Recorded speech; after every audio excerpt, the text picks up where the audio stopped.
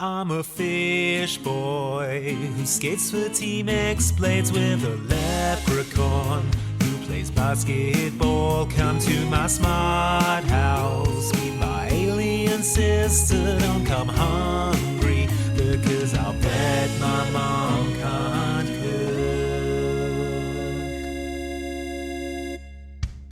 Hello everyone, and welcome to Mum Can't Cook, a DCOM podcast. I am one of your hosts, Andy Farrant. What, Andy? What are you doing here? Hosting the podcast, Lee. Hosting this podcast? As are you. Yes. What? This is where you introduce yourself. I don't understand. Andy, come on, stop goofing around. Come on, be serious. The podcast isn't real. I am being serious. We do this every week. Okay, yes. Right.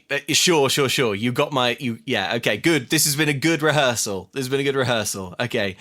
I'll catch you next time. I'm going to go. Okay, I'm going to go home. Are you doing an incredibly high concept Jett Jackson thing where you're actually Luke Westaway podcast star who has fallen through a dimensional hole into our world? Hey, I'm just normal Luke Westaway. I play Luke Westaway, the podcast host. Yeah, here it is. In the podcast. Okay. Sure, I mean, obviously. But you know that, Andy, my fellow actor Andy, who plays the role of Andy in Mum Can't Cook. Yeah, okay. I'm already starting to lose the thread here.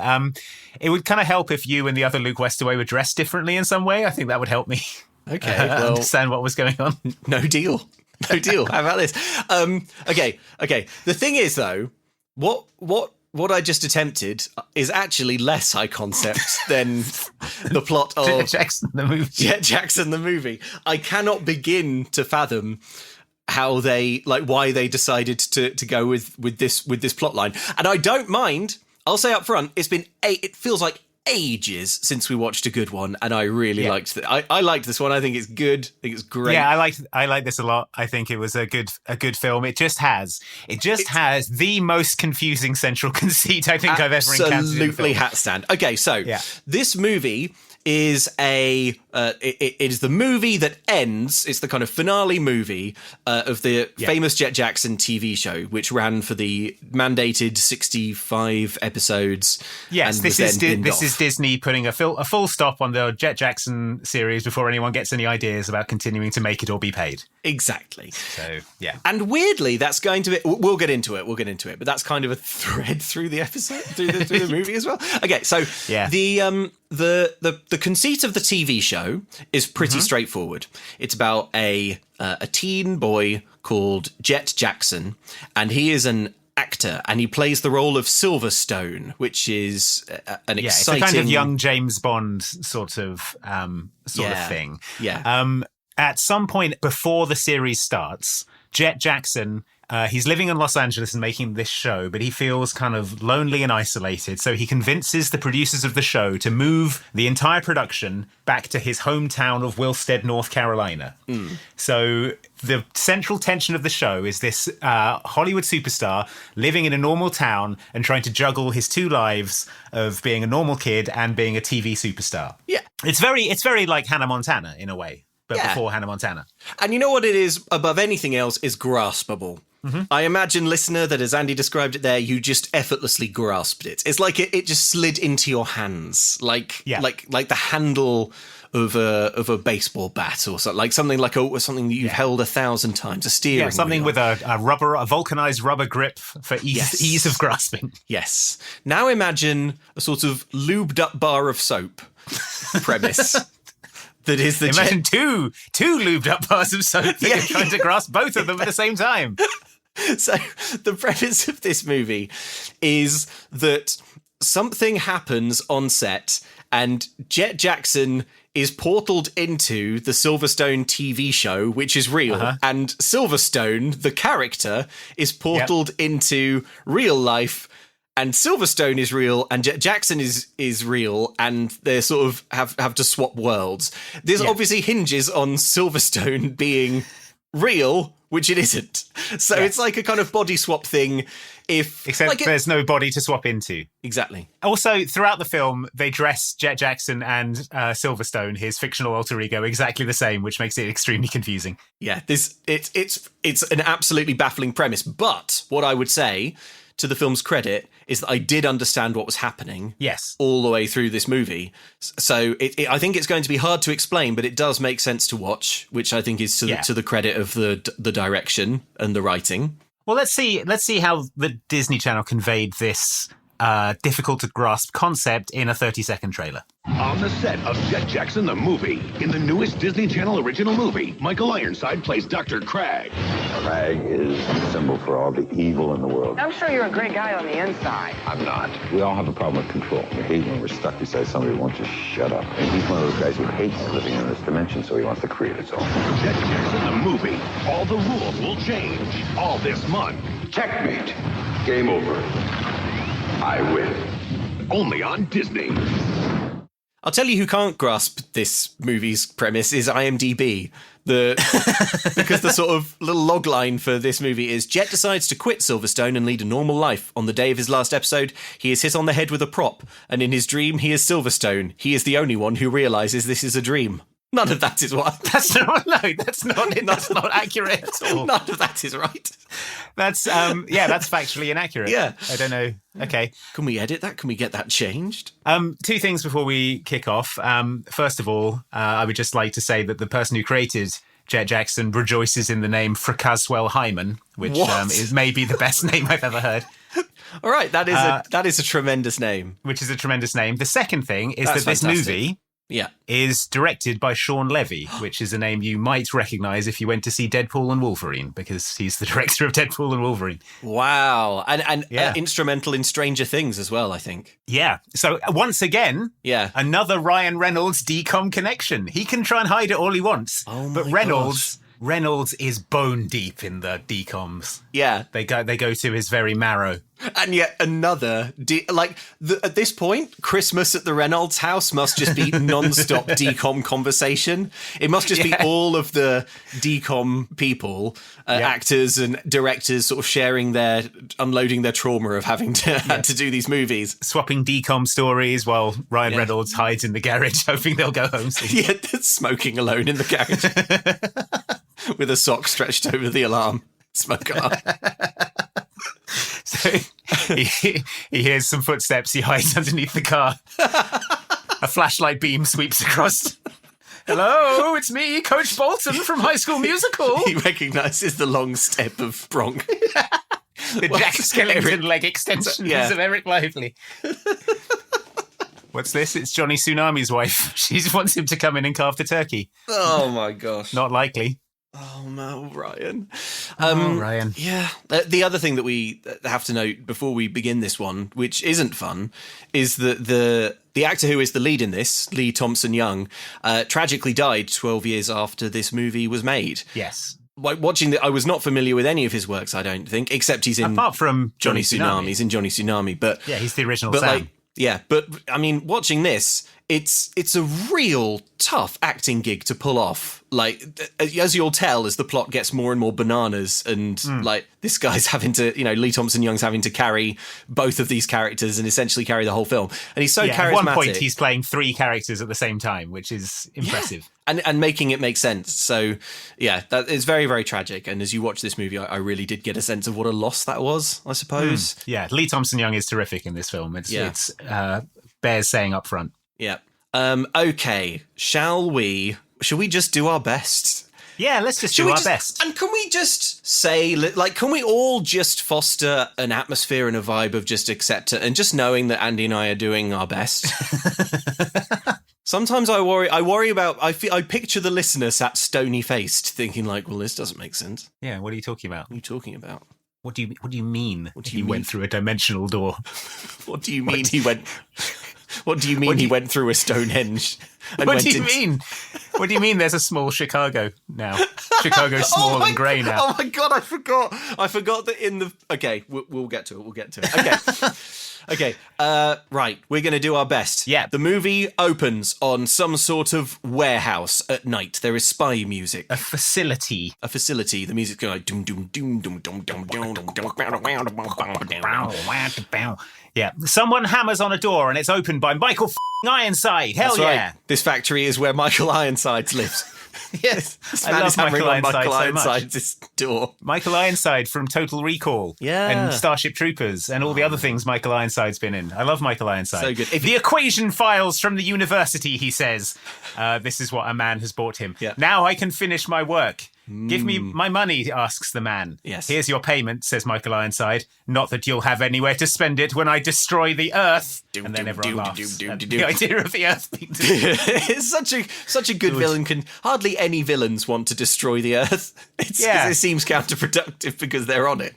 Yeah, they're on. Well, it's a much larger version of the Xenon problem where you're on a space station that you're trying to destroy. Yeah, but fine. All of a sudden, in swings a badass teen.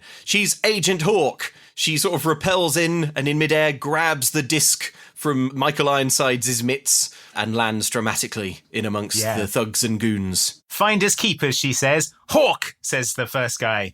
It's 5 of us versus 1 girl, says Michael Ironside. You don't understand, says the first guy. Where there's Hawk, there's... And then rappelling in from the ceiling... It's the original Sam from Johnny Tsunami. That's right. It's Silverstone. Yeah. Yeah, and he rappels in, and now he's there. Get my disc, shouts Michael Ironside. But don't worry, Silverstone is prepared. He pulls out a device and he tells everyone assembled that this is a shockwave pod. Yeah, it sends out an AoE purple blast that sends everyone flying back like Thunderwave. Yeah. Every henchman lands in unprotected electrical wires and dies. Yeah, it's... so this thing, like, destroys everything and sets fire to a load of explosive barrels that are lying around. Yeah, he activates every environmental hazard in this warehouse at once. Yes, all at once. Yeah. Yeah, this warehouse is like a Hitman level. It presents you with many opportunities to sort of sneak environmental off. takedowns. Yeah, but Silverstone just activates them all simultaneously. Well, it's efficient, isn't it? But unfortunately, having done this, Silverstone remembers that he's not supposed to kill people, and he's just killed all these people. So then he suddenly remembers. So he runs around bringing everyone back to life. So yeah, like he repels in and he's like, "Oh yeah, check out this," and then does a shockwave pod that kills everyone, like, and sets the warehouse on fire. And then he starts shouting, "Oh, everybody, get out! The warehouse is on fire because I said someone's made this warehouse explode." Everyone watch out, the warehouse is exploding because I exploded it to kill you. Everyone watch out, I'm killing you with a shockwave pod. Look out, I'm doing it now. So Jett and Silverstone and Hawk run around evacuating the guys that they just killed. Yeah. But as Silverstone is trying to evacuate Michael Ironside, whose name is Cragg. Cragg, Kragg. Yeah, Cragg pushes him out of the warehouse and then locks himself inside the exploding warehouse. Yes. Cragg plays his ace, pushing Silverstone out the door and then slamming it so that he can be exploded inside the factory. He enacts Plan Space Day and locks himself in the exploding warehouse. Locks himself and no For one the else. insurance money. The exploding warehouse. Hawk, who doesn't care if Cragg lives or dies, shouts, "There's nothing you can do. He sealed his own fate." And reluctantly, Silverstone runs away from the whole thing before it blows up. It blows up in a way that looks genuinely very good. Yeah, reluctantly he runs away in slow motion from an exploding warehouse. Yeah. I don't think you can reluctantly run away in slow motion from an exploding warehouse, but he does it somehow. Yeah, that's true. He manages it. I think maybe this is like a miniature they blew up or something. Anyway, it looks. I think it's real. Like it says on the IMDb trivia page for this that he did. Lee Thompson Young did the stunt of running alongside an exploding warehouse. Damn. So I think they actually did it. Yeah. Wow. I mean, the Disney Channel just does not care, does it? Well, it was the last episode. Episode, yeah, we know we're not renewing it. It's fine. Safety regulations out the window. Who's going to sue us? Show's not in production anymore. I'd love to be sued. Yeah. And then someone shouts, "And cut," because this is, of course, a scene from a TV show called Silverstone. Yeah. Silverstone's face suddenly is wreathed in smiles. He's Jett Jackson now, no longer Silverstone, because he stopped playing the role of Silverstone. This is important, people. Yeah. This is a thing. He'll switch back and forth. Yeah. He's 2 people at once, but not literally at this point. But later it is literal, and it's a sort of a metaphor. Are you paying attention? Listen, I feel like I've grabbed the listener by the lapels and shaken. Yeah. It's like when you're talking to someone at a party and it's going nice, but then they've had one drink too many and they start getting a bit too close and telling you like, And of course, they won't tell you about this in the mainstream media. Yeah, exactly. Yeah, you've got to understand this whole Jett Jackson thing. Yeah. So then we cut to the next day at Wilstead High School. And Jett Jackson is walking the halls, being a normal high school kid all of a sudden. He's with his friend J.B. Halliburton, which sounds like some sort of clothiers, but... To me, yeah, it sounds more like there's, I don't know, some kind of congressional hearing. Like the people of North Carolina versus J.B. Halliburton. Yeah, exactly. Yeah. Jett Jackson is complaining to J.B. Halliburton that his life's been so hectic lately, he's missed out on the simple pleasures like sleep. So he filmed this morning, then came to school. Then he has to go back to the studio, then back to school. Then he's got to go back to the studio. This seems like an inefficient setup. Yeah, maybe just do all the bits at the studio. Well, I don't know. Maybe it's authentic to how like woefully inefficient and wasteful actual TV and movie production is. Maybe there's quite a lot of this movie that feels like everyone involved in the production of the famous Jett Jackson TV show just doing like a big angry sigh at like the fact that they've had to make a TV show at all. Yeah. This is like a kind of a weird setup, I think. Just the basic premise of the show. The fact that he moved the entirety of production to this small town in North Carolina. Yeah. I think would probably not necessarily have the beneficial effect that the show seemed to think it would. And also, if you went to school with, say, if Jett Jackson is still being a grumpy arsehole. He's still just like, I'm tired.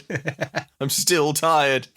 Imagine you were at school. No thanks. And Millie Bobby Brown insisted they move the production of Stranger Things to your town. And like my family had to start working on Stranger Things because it was, it's the only industry in town now. Yeah. You have to work on Stranger Things. Or drives out every other business. Yeah. So you had like a regular sandwich shop, but suddenly it was replaced by like a fancy Hollywood sandwich shop. And now you don't have a sandwich shop anymore.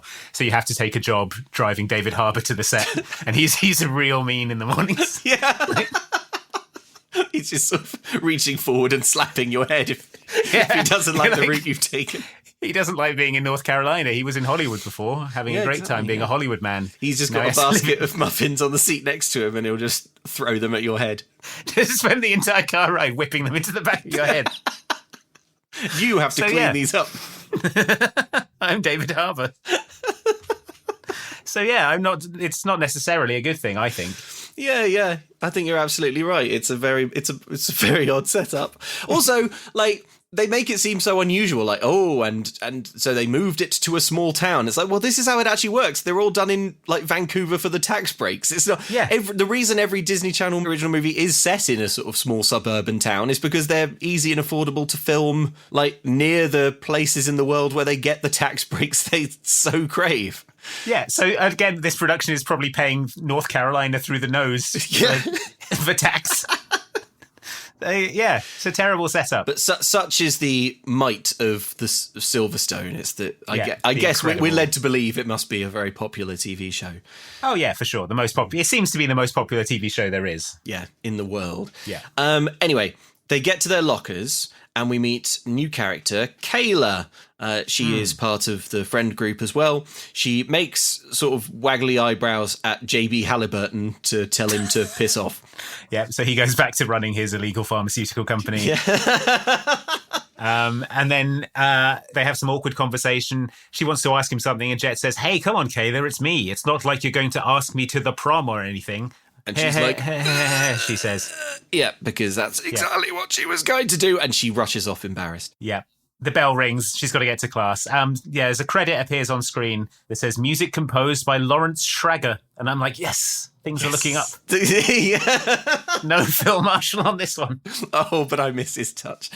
Well, oh yeah, you miss him now. Yeah. What's wrong with the 60s spy stylings of Lawrence Schrager? There's nothing wrong. And actually, you know what? They are doing some real heavy lifting in this movie because the film will cut abruptly between normal life and what is happening on set within, like an episode of Silverstone. Yes. And one of the ways that you know what's happening, like, it's partly down to like the color grade. Silverstone is all sort of color, like washed out blue. Except, of course, when they go into a pocket dimension, when it becomes sepia. We'll get to it.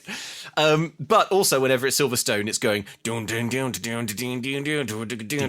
Propeller heads are playing in the background. Yeah. So yeah, we cut to a guy in a beret discussing the death of Dr. Cragg. So I guess we're back in the movie. I've written here. Yes, this is Artemis. Yes, Artemis with a U. Artemis. Yeah. Yes, it is with a U, isn't it? I didn't misread that. It's odd. Artemis. So Artemis. Yeah. So Silverstone and Hawk are being shown a metal Stonehenge / Stargate.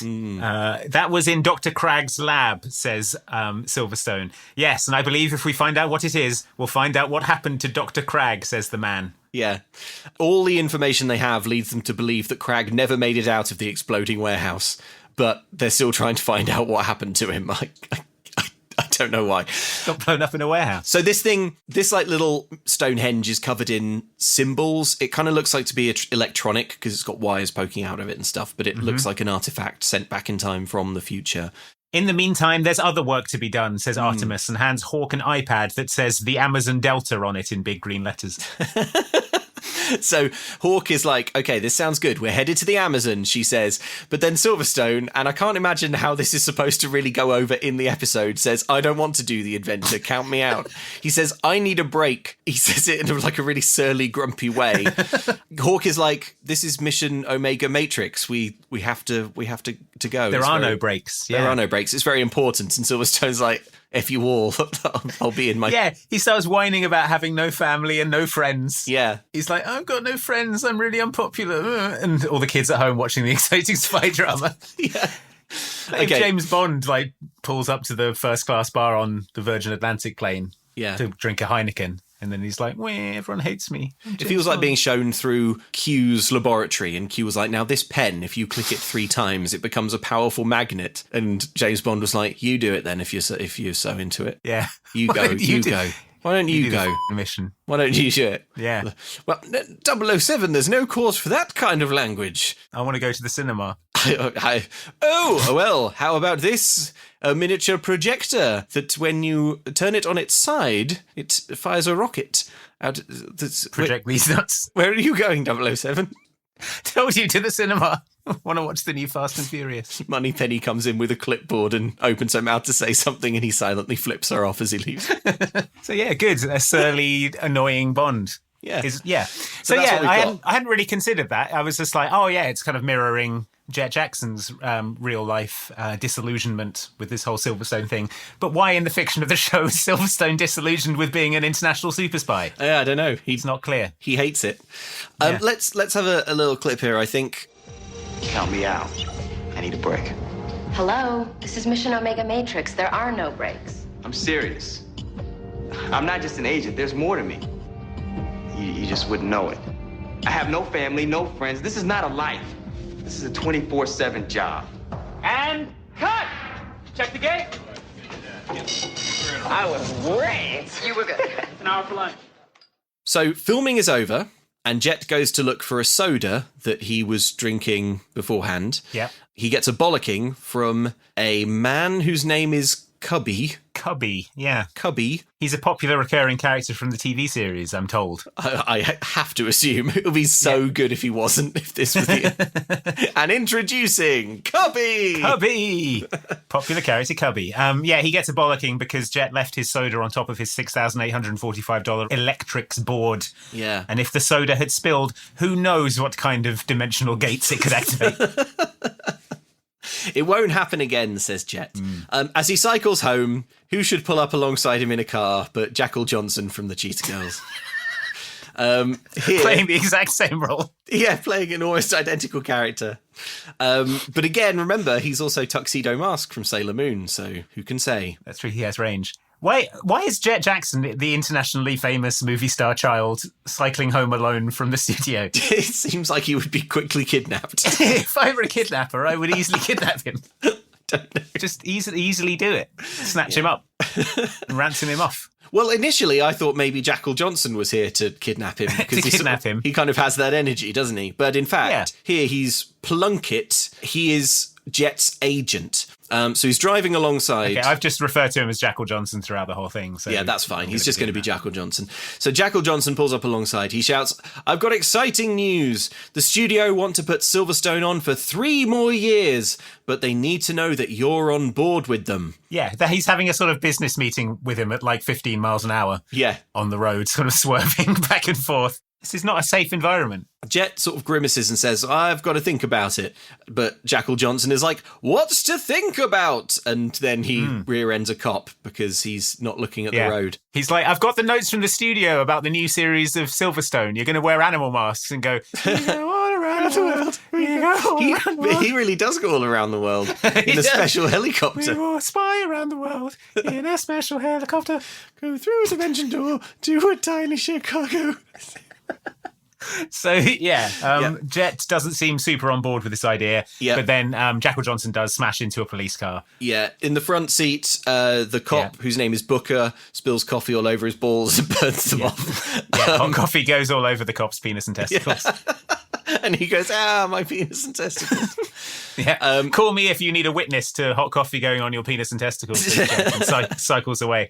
I believe that this character, Booker the cop, is a beloved character from the TV show. I should hope so, because he does nothing in this film. We decided to introduce a cop who shows up a few times and has his balls burned off. There's got to be a running gag that he has something terrible happen to his penis and testicles in every episode. Otherwise, it doesn't make much sense here. Yeah. Okay, so in school, Jett is chatting with JB. He's complaining again about all these lost weekends, the early mornings, it's all getting to him. He says, "I don't even know who I am." Yeah. And from down the hall, a jock in a sort of varsity jacket shouts, "Hey, Silverstone, you the man!" and throws him an American football. Yeah, this jock is called Tank, and he will appear later.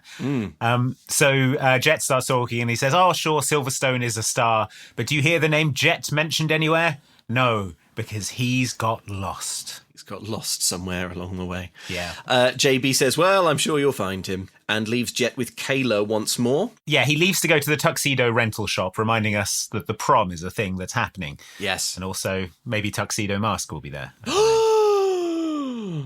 No, because he's just crashed his car into a cop. He's probably in prison. Yeah, he's probably, I don't know. He's Jackal Johnson. Yeah, he's going to slither his way out. Yeah, he'll be sprung out of there in no time. He's too oleaginous to be imprisoned. He'll just slide out of the bars like tombs. So Kayla and Jett are left alone. She says she's impressed by how Jett does it. It's a lot of work for one person. "Thanks, Kayla. That means a lot," says Jett. Yeah, "You were going to tell me something," says Jett, and Kayla looks nervous again. She says, "Jett, are you going to the prom?" He goes, "I knew you were going to ask me." "No," says Kayla, "I was asking if you were going to the prom." And then she does a thing with her hands where she makes her hands look like spiders. I'm not really sure why. She's just like... it's probably just a nervous tick, isn't it? Nervous tick, you make like spider hands. You make spider hands, like when you panic. Yeah. They have a bit more awkward chat. So he plays it cool. He says he might head over. And she's like, "Yeah, I'm going by myself. Yeah, me too. So since you're going to be by yourself and I'm going to be by myself, maybe we could hang out." It's all very kind of cute and awkward. Yeah, maybe we could they obviously dance like while we're there. Well, it is a dance. Yeah, there's awkward giggling. Yeah. On set, Cubby is extremely excited to find out that Jett has got a date. Yeah, he denies that it is such, but Cubby says, "You and Kayla, it's been obvious for years," says this man, taking an inordinate interest in the love life of teenagers. Says Cubby, the adult man who works on the show. How does he know Kayla? I've seen you and Kayla through my binoculars. I've seen you, in gym class, walking to and from the library. Of course, I'm not allowed within 50 feet of the school, but the equipment I get on this show, all this spy stuff, it really works. Okay, so Cubby's really excited about this date. He says, "You've liked each other for the longest time. The prom is a special night." And then they do a huge walk and talk. Yeah. Like a gigantic... West Wing tier walk and talk. I've written in square brackets, "expensive" with 3 exclamation marks, because I can't believe what they're throwing at this movie. Honestly, so he's walking and talking with Cubby, past loads of extras, past loads of set and stuff. And obviously, it's a little bit easier because the set in this case is a set. So it would be easier for the Disney Channel to rustle up a soundstage because they're making the thing on one anyway. But it's still, like, it looks great. They walk past so many people, and halfway along this conversation, Jackal Johnson kind of swoops in and takes over the walk and talk. Anyway, it's an expensive walk and talk is what I'm saying. It's a bit of directorial flair from the person who would bring us Deadpool dancing to NSYNC in a forest many years later. So yeah, an early sign of Sean Levy's skill. An early sign that exactly that is going to happen. Yeah. So Jackal Johnson is hitting him hard on this re-signing thing. He's like, there's going to be money, there's going to be directing, another pilot, 2 movies, but they need an answer by tomorrow. And if you turn it down, they're going to end the series with something big, he says. But you can stop them. We'll do it here. We'll gather the crew, make a big announcement at a live press conference. Jett says he needs some time to think about it. Yeah. This is the first point where I started to feel like the way this movie is going is a sort of passag comment on the Disney Channel 65 episode limit. Yeah. Did you think that? Because it's a little odd that the way they end the show is with the studio telling them that they are desperate for 3 more seasons of Silverstone because it's popular and good, and we're willing to pay you a lot of money. Yeah. We're willing to let you direct an episode. Wish fulfillment, doesn't it? It's yeah. This is what studios should do because the show does continue to be popular. And apparently the famous Jett Jackson, which was the name of the series, did maintain consistently high ratings and was even growing its audience size when Disney canned it. So yeah. Also, I've not seen very much the famous Jett Jackson, but from everything I read about it, it was actually quite a clever and innovative and forward-thinking show. Yeah, I think we should probably mention that actually, because I've done some reading about the show and I've watched a few bits of it, and it seems like it was good and had a fun premise and a good cast and stuff, but it also dealt with difficult social issues in a actually empathetic and intelligent way. Yes. Did you also find the episode called Food for Thought? Did you watch some of... Which one was that? The description is Jett goes on a local... And again, this is Disney Channel circa 2000. Jett goes on a local Charlotte radio station, which suggests he is too Hollywood to understand what it's like to be a black man in America. Yeah. Jett decides not to take his limo home and stays in Charlotte to walk the streets. So I watched most of this episode. Yeah, There's this no is the one where he Silverstone gets arrested, right? And then they let him go when they realise he's a famous movie star. Yeah, there's that one? That one, yeah. That's an amazing thing for a kids' TV show to tackle. Yeah. There's one which deals with his dad having PTSD from a shooting incident, because his dad is a sheriff. Yes. There's a thing about his dad dealing with PTSD. Oh my God. There's a whole episode dealing with the actor who plays Hawk's sister has an eating disorder. So they address that in the show as well. It's it seems like it was genuinely dealing with weighty issues and was still entertaining and popular at the same time. Exactly. And again, we've not really seen it, so we're not placed to say if the show did a good job here. But I think if circa 2000 Disney Channel, I think it's hugely impressive that it seems like they were really trying. I think that's cool. Anyway, I really like Jett Jackson. I like this movie. I think the TV show sounds good too. Yeah, and it was, I think, the first Disney Channel original TV series, and it had a predominantly African-American cast as well, which was, not particularly something Disney was doing at the time. Yeah. Anyway, Jett Jackson is good. Yeah. And this whole plot point does seem a bit like the writers being wouldn't it be nice if Disney just extended our show? That'd be good. Yeah. But anyway, so Jackal Johnson is pressuring Jett to confirm that he will continue to do the show. Yeah. With this big press conference. But Jett says that he needs time to think. Yeah. Now the film helpfully does a big S on screen. And so we know that we're now going to be in Silverstone for a bit. Yeah. Big S. We see Silverstone put on a special robot glove and pick up a glowing ball of energy. He picks up a miniature sun and starts throwing it around his office. You know what Dr. Octopus was making in Spider-Man 2? Oh, yeah. Yeah, that's a right. little miniature sun. He picks that up and chucks it around his room, and it ricochets off every surface in an incredibly dangerous-looking way. If Dr. Octopus had been trying to make flubber, that's what this is. So Hawk That'd be is... really good if that's what Dr. Octopus was cooking up. He was trying to make flubber, and he ended up making a miniature sun that could power... No, he made actual flubber, and Spider-Man's I can't allow this. It's too dangerous. The weaponization capabilities of this flubber. If flubber got out, everyone could be a Spider-Man. You think Spider-Man would tolerate that? Everyone could cover themselves in flubber and just sort of roll up a building because it's sticky. Yeah, exactly. Just be you'd bounce off the floor up onto the... So. You couldn't gracefully climb a building like Spider-Man, but you could sort of awkwardly roll up a building. Yeah, well, everything would be covered in dust and hair and stuff immediately. And you'd look horrible and stink. They don't really cover in Flubber how all of the Flubber should be covered in dust and hair. Like seconds after it's deployed, all the Flubber should just be like real disgusting. Yeah. It's not really sticky anymore. It's covered in dust and hair. Yeah, exactly. Like you've turned a keyboard upside down and emptied it out over it. Just crumbs and yeah. Robin Williams just retching all the way through the film every time he has to touch it. You could climb a building. You could fall off a building and land safely. You could absorb a punch probably because of all the flubber. A punch from Spider-Man. Yeah. Once everyone has flubber, no one has flubber. So he's throwing a miniature sun around the room. Hawk, his fellow agent, walks in and is nearly hit in the face by the sun. Yeah. She, apparently, Silverstone has been avoiding her. She doesn't know what he's angry about. They have it pretty good here. You've got to stop wanting to be somebody and someplace else, she says to him. Silverstone is still sulking, though, and she says, the fact is, we've got a stage 3 emergency, and we're on a plane in 10 minutes. And Silverstone, the hero of the show, says, get out!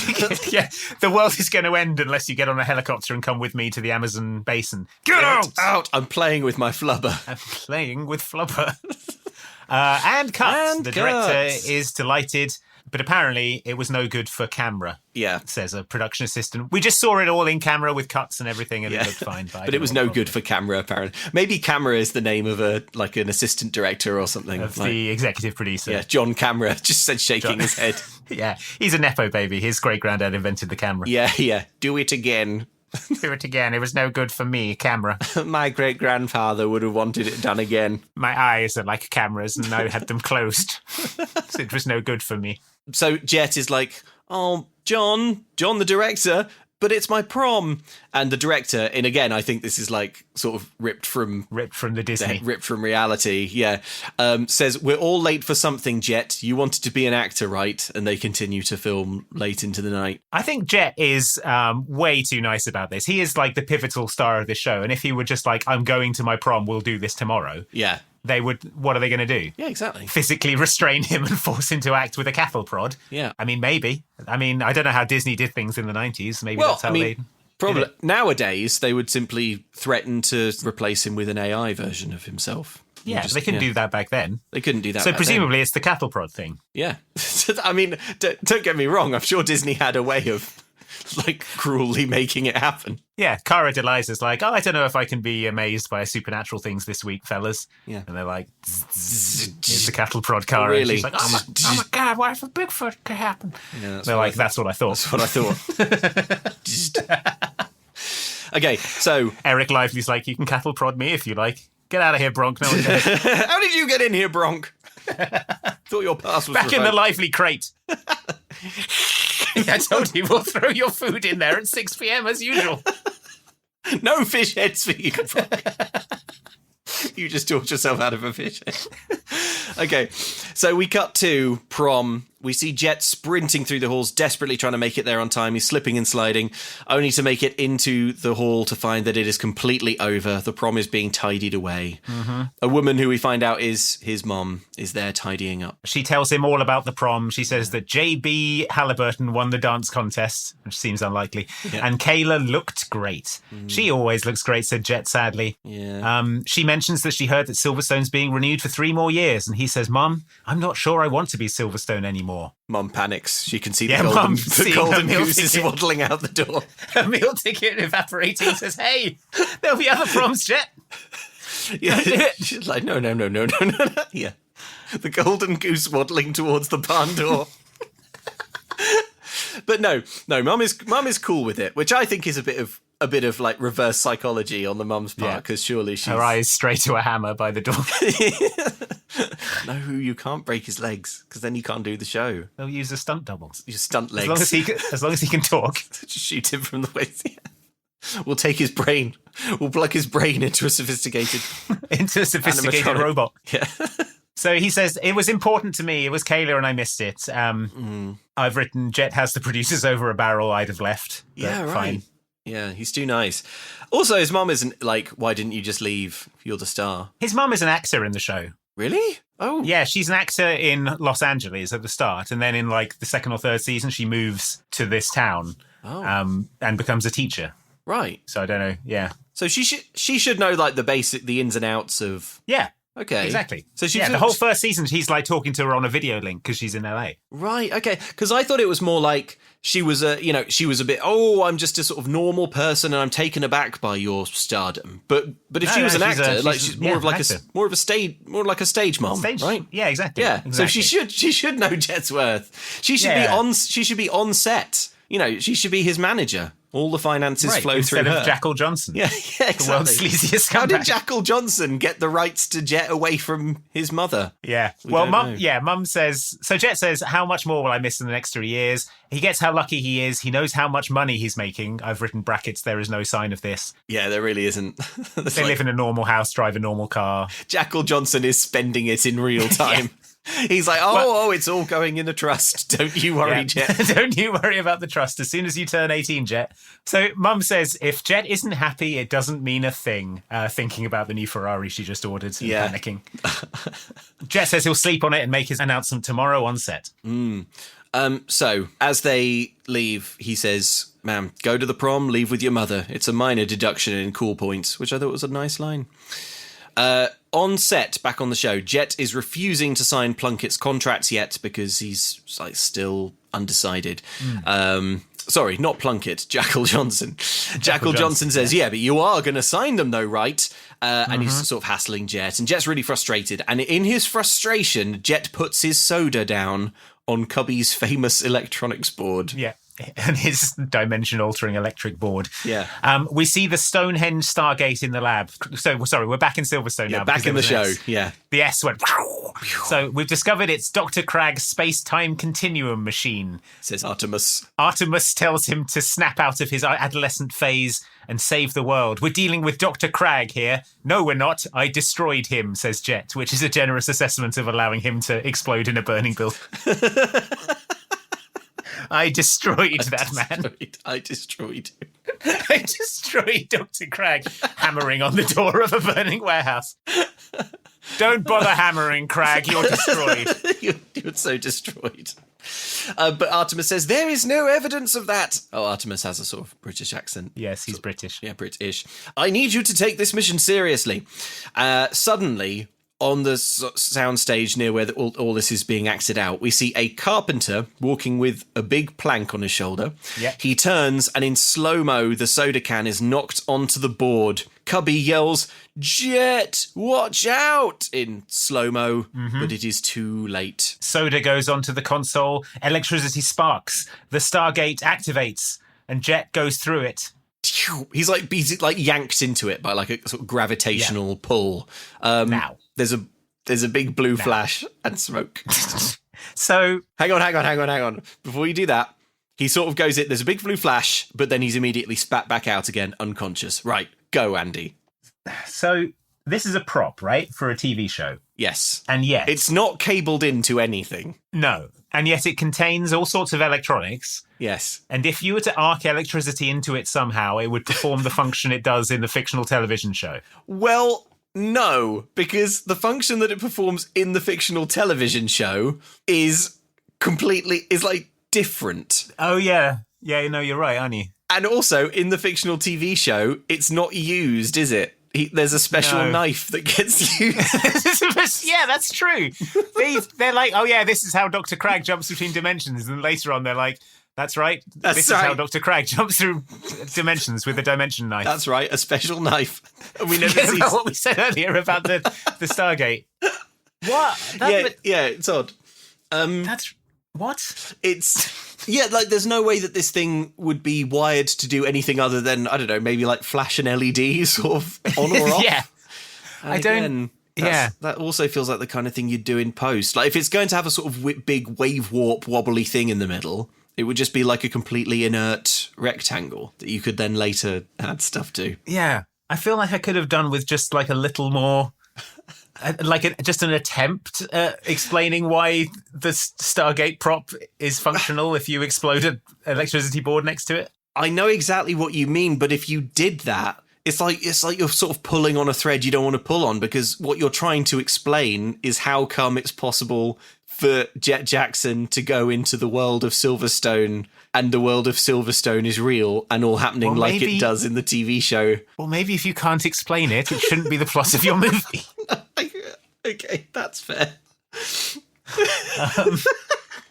Okay, so Jett is like whoop, sucked in, spat out again quite quickly, and is lying on the floor unconscious. Yeah, so Jett wakes up. He's looking at Artemis in his Kangol beanie. Yeah. It should be pointed out now that everyone in Silverstone's world is dressed like they're on their way to like a Matrix-themed party. Yes. They're all wearing black turtlenecks and long PVC black jackets and black Kangol berets and like little round sunglasses. And I would be genuine. One of the things I went onto YouTube to try and watch old episodes of the famous Jett Jackson 4 was that, like, I think this show started like pre-Matrix, I think. No, surely not. Well, it ran for 3 seasons, right? Yeah. And the movie is 2001. Matrix is 1999. Okay, this started in 98, so yeah, it did come out before The Matrix. So, like, I really want to know, aesthetically, how did Silverstone, the TV show, look? Okay, well, I watched the first episode of Jett Jackson. Yeah. And he's just, like, dressed like a normal kid when he's Silverstone.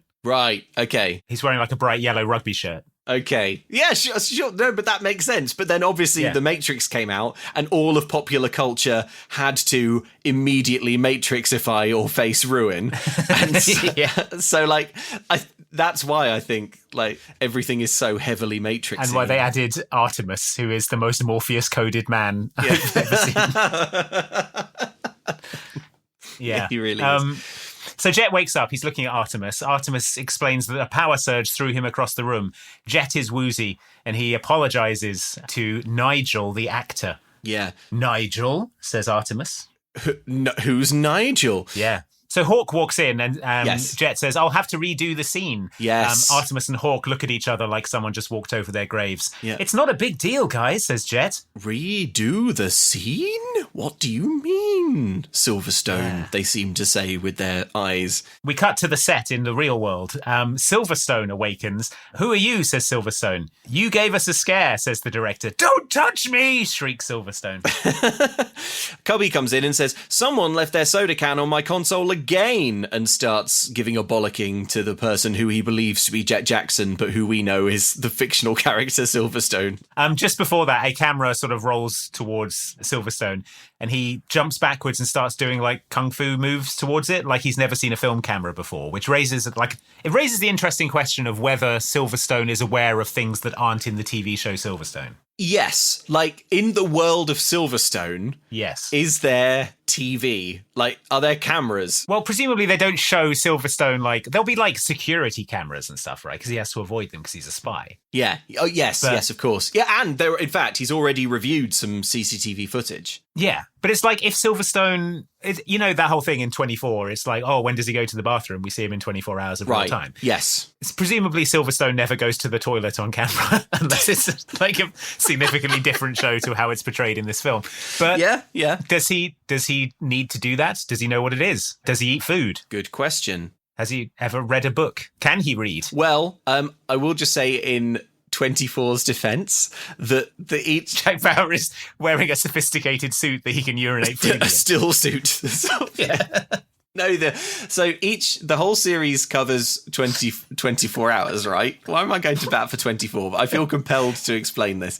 So each episode covers 1 full hour, 60 minutes, but there are ad breaks because it's a TV show. So it'll be like, okay, now this is minute 36. Then it'll go to the ads. And when it comes back from the ads, it's minute 40. So that's when he's pissing and Whenever you don't see Jack Bauer, he's pissing. Yeah. Sometimes it'll come back and he'll be like, have a coffee and look like he's done a shit. He'll just sort of be relaxed. He'll just sort of say, that's better. Damn it, Chloe, there's no time. Well, there could have been time if you didn't spend the last 6 minutes pissing and shitting, Jack. When else am I supposed to do it, Chloe? I'll just go right here in my sophisticated suit. You don't have a sophisticated suit, Jack. There's no time, Chloe. I'm going already, Chloe. Okay. Damn it, there's no time. He waddles back to the car. It's going to be a miserable 24 hours. Oh boy. Okay, so yes, okay. I just thought that was interesting. Like, what does Silverstone know What does Silverstone? So what does Silverstone know about about actual functioning in real life? actual? Okay. Wait, hang on. Yeah, so he's in the real world, but he's Yeah. Silverstone, and he has the memories of Silverstone, the fictional character. Yes. Yeah. But is it just stuff that he's experienced in the show, or is there a sort of wealth of assumed accumulated knowledge that the character would have that he does have? Because he talks about Silverstone being a baby later on. Oh, right. The problem with this whole movie is, of course, that Silverstone, the TV show, is not a dimension where things are happening. And it doesn't make sense that it could be, because Silverstone is a TV show that someone's invented. Yes. But now that at this point in the movie, we spend half of the time in the canon universe of Silverstone. Yes. And in that canon universe, Silverstone has childhood memories, was, raised by Artemis, and all this stuff. I would assume that he has the knowledge to function in society, but the fact that he sort of recoils at seeing a film camera and tries to punch it. Well, I'm not sure he does, because as far as I can tell, the canon world of Silverstone is like a blasted hellscape. It's awful. It's a sort of cyberpunk dystopia. I don't get the impression that Silverstone has ever been to school or had any sort of formal education. I don't think he has any friends. Yeah. It's like he's been raised from childhood to be a super spy, because he's, as we'll find out, when Silverstone finds himself in normal high school, he's like, high school? Yeah, I must karate kick everyone. Yeah. So like, I don't think he's ever been to high school. So it doesn't surprise me that he wants to karate chop a film camera, because I don't think he's probably never even seen anyone wearing like this sort of fabric, Yeah. Do you think it's weird as well that his spy agency is called Mission Omega Matrix, or MOM for short? Oh, that's weird. Yeah. That's odd. I mean, it's a lot more explicit in the show. He calls them Mom on his wrist radio. Right. Okay, yeah, he doesn't He's do like, that Mom, in the come movie. in, Mom. Okay. Mom, I've completed the mission, Mom. So that's a little gag, I guess. I did think that Mission Omega Matrix was a bit chewy as a sort of name for a... Well, yeah, it's an a acronym. Bit of a mouthful. Mom. A significant acronym. Of significant... Yeah. Of Oedipal significance. Wow. Okay. All right. Layers to this You thing. know what? It seems like it would make perfect sense for Silverstone to be a fictional TV show. And not, in fact, a real, living, breathing world. I think probably if, it's your last thing that you're doing for the show, they're like, this movie's going to wrap up the show. There'll be no more show after this. You can be like, just do something weird then. Yeah. No, I like it. Yeah. How about this? Silverstone's real. Yeah. Yeah. How does that work? Doesn't matter. There's no more show. There's no more show. Yeah. Silverstone's real, but Silverstone won't be in it. Jett Jackson will. Where's Silverstone, then, you're asking? He's in high school. How is Silverstone a thing that can exist and has atoms? Shut up. Show's ending. Mate. Yeah, show's ending. Yeah. Silverstone is just a concept. Yeah. Okay. So, Jett, are you okay? Says Nigel. Silverstone, for it is he, backs into this camera. He's getting stressed out. He asks Cubby if he works for Mission Omega Matrix. Cubby lies and says yes. Yeah. He says that he designs the, quote, doohinkies that he uses to save the world every week. Silverstone asks him for his ID number and he says 4. So he's not doing very well at lying to this head injury boy. Yeah. Let's hear a little bit of this. Who is he? Who? All these people. Oh, this is some sort of test, right, Artemis? This is a test. Yes, it's a test. Are you all right? I'm fine. I'm all right. I don't know about the rest of these people. I was in makeup. I heard what Makeup? happened. You don't wear makeup? He's just joking Maybe the around. cut man should come along just to make sure that you leave them Alone. So he tries to leave, not really understanding why there are loads of camera operators in Mission Omega Matrix. Yeah. And he slams into a sci-fi door that he's expecting to open coolly. He emerges on set and gazes around and shouts, "What have you done with Mission Omega Matrix headquarters?" Then he does what anyone would do and starts sprinting. sprints off. Yeah. Jackal Johnson runs up to him. He says, "There you are. Everyone's waiting for the big announcement. Here, let me just drag you in front of the world's press." Yeah. So he drags him in front of the world's press, who shout, "Are you going to take your slice of royalty?" Yeah. I don't know what that means. That's a reporter from WYBX. Yeah. Yeah, there are millions of fans waiting for an answer, they shout. Are there going to be 3 more years of Silverstone? And he says, "No!" Like that. Which the assembled press take to be a no, there won't be any more Silverstone. And then Silverstone sprints away. Everyone's chasing him, but he leaps down a fire escape excitingly, and he finds his mother waiting to give him a lift. He, of course, is Silverstone, so he does not recognise his own mother. This woman is a stranger to him, but he's so desperate to escape his pursuers that he hops into the car anyway. This film is awesome. Yeah. She says, I would have been here earlier, but I had car trouble. I've written, "Where is all the Silverstone money going?" Jackal Johnson. He's Jackal spending it in Johnson. real time. He's holding 2 suitcases overstuffed with $100 bills. He has a sort of rolling bet on every single horse race. Is just like, I don't want to know what the horses. I don't want horses' names. I don't want to hear them. I just want to know that I've placed a bet on them. I just want to be gambling on them. Yeah. I want to be addicted to gambling. I'm trying really hard to make that. I'm trying so hard to be addicted to gambling.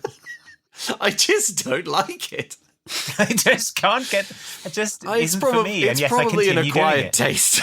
Yeah, if I keep at it, maybe. Yeah. So meanwhile, in Silverstone, Jett is interacting with the characters. Nice improvising, Nigel. That's not even close to what's in the script, he says. "John, call cut, man. Where's the crew?" he shouts. But nothing happens. Where's the crew? Hawk and Artemis look at each other, concerned for their super spy friend. I think he's delusional, says Hawk. Yeah. I know we've just had an audio clip, but I think we should hear a little bit of this as well, just for the contrast. Just because I want to be, I want to be abundantly clear as to what the premise of this film is and how it is structured. Silverstone. I'm not Silverstone. I don't know what kind of game you two are playing here, but I'm gone.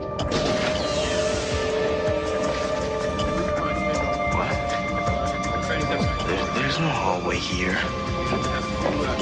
This is a soundstage. Where's the lights? Where's the cameras? Where am I? Where am I? Okay, so you're going to hear, if you watch this film, you'll hear variations of this conversation about 19 times. Yeah. Until it is slightly frustrating the way both characters have to come to the realization of what is happening independently and at great length. But also, it takes ages. They're obviously they don't believe what's happening because it's completely impossible. Like, how could I be inside the TV show? It's just a TV show. It's not real. There is no real universe of Silverstone or whatever. And Silverstone, likewise, is the only thing that explains this is I'm a brain in Dr. Cragg's evil vat or something, because this world doesn't exist where I'm from. So they take ages and ages and ages having these conversations over and over again. And then all of a sudden, both of them just accept it. Yeah. They don't say anything. It just all of a sudden in one scene, Jett Jackson just decides it's okay to be Silverstone and never see his family again. Yeah, which is annoying because we could have done without the previous 6 scenes of them not believing it if they'd just done this immediately. Yeah. But they're trying to extract all the comedy they can out of Jett Jackson being like, "Hey, where's my latte? I'm on set. I'm an actor." And they're like, "Silverstone." That's not what it says in the script. And people are like, "You're not in the script. You're in the fictional world of Silverstone." He's That's not what what do it you says. mean, Why- actor Nigel Essex? Why did you what say are you that? talking about? That's not what it says in the script. That's not what it says in the script. There isn't I'll be a over here script. drinking my latte. Once Wait, more. the latte machine isn't here. It's some kind of spy factory. Yes, this is a spy factory. This is a spy factory. That's not what it says in the script. Anyway, I'm going to school. Hey, there's no school here. There's just some sort of ninja training facility. What's going on? Big joke, everybody. Well, you're a spy. You're a spy. That's not what it says in the script. Cool cut. And repeat for 30 minutes. Yeah. This is all runtime. It's stressful. Yeah. Meanwhile, you have the exact opposite scenes, which is just Silverstone running around a high school trying to karate chop everyone. Yeah. What kind of spy factory is this? It's got lockers and teachers. Yeah. Yes, that's because it's a school. It's a school. Jett. Hiya! Jett, I'm not Jett. I'm I'll Silverstone. karate chop you all. I see you, Dr. Cragg. We are. So anyway, Oh. Jett has been taken and tranquilized by a security team in spy headquarters. Yes. Nothing to see here, says a concerned Artemis to the assembled staff, of whom, to be fair, there are quite a few, like sort of extras walking around in Mission Omega Matrix. Back in the real world. In the real world, in the car, Mum's car. Mum puts on Lately by Samantha Mumba on the radio. Jett turns it down. Just yesterday, you told me you loved that song, says Mom. Yeah. Yesterday? What is this? Some kind of spy car? Who are you? Some kind of spy lady? Yeah. So Silverstone is sort of staring about the suburbs in total confusion. He insists that his mother pulls over, and she says, "Oh no, you're not getting out. Tonight you eat with your mom." Lately by Samantha Mumba is turned back up, and Silverstone says "Mom" with a kind of expression of amazed wonder. Yeah, he's confused, but a small smile plays upon his lips, a hint of things to come. Back in Silverstone, Hawk and Artemis observe Jett Jackson lying in bed. Yeah. "Sleep well, my young friend," says Artemis. "Tomorrow the world needs you once again." Yeah. Jett is having a dream about JB Halliburton and chuckling to himself. Back in the real world. Yeah. Silverstone pulls up in the car with his mum. "You're home," she says. "Home," says Silverstone with wonder. Yeah. "Can we go in?" Like E.T. "Well, unless your father changed the locks, but I gotta go home and do some work. I suppose you haven't forgotten we're divorced," she says. Odd thing Which to say. I found very helpful. Thank you, movie. Yeah. As someone who hasn't seen the TV show. That's true, yeah. So she kisses him goodnight and he stares at her, his eyes moist because he has never felt such love and comfort in his harsh life of brutal high-tech cyber warfare. Yeah. So, he's, for the first time, he's not having to just kill and kill and kill, I think. And and everyone in the real world is helpfully explaining who they are and what their relationship is to him, which is great. Again, so he walks up to I the love front it. door, Yeah. knocks on the door. His dad lets him in into the kitchen where there are a load of posters saying "Re-elect Wood Jackson for sheriff." Wood Jackson. "You're running for sheriff," he says. "You already knew that," says Dad. "I'm on the phone," and then leaves. His grandmother enters the room. His great-grandmother, enters the room with groceries. "Kia!" says Silverstone, striking a kung fu pose. "Kia yourself. Now help me with these bags," says great-grandma. So Silverstone finds his way up to Jett Jackson's bedroom and he sees some photos around. There is a Jett Jackson actor's headshot, which for some reason Jett Jackson has framed in his room. "That's him," says Silverstone. And then he looks at a Silverstone poster and says, "That's me." Yeah. And then he says to no one in particular, "Artemis, I'm not sure what's happening, but for the first time in my life, I have a family." Well, if he says Artemis, presumably he's talking to Artemis. Well, yeah, but Artemis isn't there. He's just he's just saying it to the wall. Okay. He's just he's not saying it to Artemis, is he? Because Artemis is not there. Artemis only exists in the TV show. What this film is missing is a sort of Buzz Lightyear style, not a real toy, realization. But for that to happen, you would have to have Jett Jackson and Silverstone together in the same universe. I think he could turn on the TV and there could be an episode of Silverstone playing. Yes. And he'd be like, "Wait a minute, that's what happened last week." Then he could see Silverstone played by Jett Jackson. No, he can't do that, because if he did that, the entire universe would collapse. Because if he turned that on, he would be watching a TV show Silverstone, but all of the events within Silverstone are happening for real in the Silverstone dimension. Yeah, but he could have watched an old episode, which was stuff that had already happened. But then he'd be like, "Oh, I remember that mission." Yes, but then would the revelation be, "Oh, everything I do is just a TV show"? Would it be, "Oh, everything I do is being scripted, like the Truman Show"? I feel like he would maybe be like, "Oh, I get it now. I'm from a fictional TV show." But he never does that, because he isn't from a fictional TV show. He's from a real universe. He's from the real dimension. He's from a real Silverstone dimension. God, it's complicated. Where the evil Dr. Cragg is real, a real threat to real people. Yeah. It's very confusing. So suddenly, Jett's close friend JB Halliburton enters through the bedroom window. Yeah. Silverstone throws him hungrily onto the bed. Cool. Can you show me how to do that? Says JB. JB says that Silverstone didn't stop by to see him after work like he said he would. Then Silverstone makes him write his name down on a piece of paper and throws it away. This is really funny. Kind of weird psyop. Yeah, he says, write your name down. And JB says, why? And Silverstone says, I want to show you something. So JB writes his name, and then he reads it and screws up the note and throws it away. And JB says... throws it in the trash and is like, it's trash like you're trash. JB says, when are you going to show me something? And Silverstone says, no, nothing. But now he knows. That's but now, using Silverstone's incredible spycraft, he's found out JB's name. Oh, you won't tell me your name, eh? Well, write your name on this piece of paper. Okay, but I don't see why. Aha! Blofeld, is it? Blofeld, is it? Well, curse you, Bond! How did you find out? Well, I have my ways. Well, simple. I asked you what your name was, and you wrote it. Simply used incredible spycraft. So JB says to Silverstone... And then he throws him onto a bed. JB says to Silverstone, who he thinks is Jett Jackson, you know, I think I'm getting a headache. Stay with us. He says, you know, I may be the only person in town glad that you said no to doing 3 more seasons of Silverstone. He says that he was sad to only have his best friend half the time. But that's not what he came over to say. He came over to tell Jett that Kayla was really upset with him for standing her up at the prom. Yeah. And Silverstone is like, Kayla? Who's Kayla? And he's like, Kayla, the girl who stood up at the prom, you should talk to her tomorrow. Yeah. And then JB leaves, and Silverstone says, I think I might like being Jett Jackson. Yeah, he's told that he stood up a woman and hurt her feelings quite badly, and he's like, nice. I think I might just like being Jett Jackson. Who else can I hurt? Hurting women, eh? This might have its advantages. This dimension is rich with people whose feelings I can hurt. It's hard to hurt Dr. Cragg's feelings.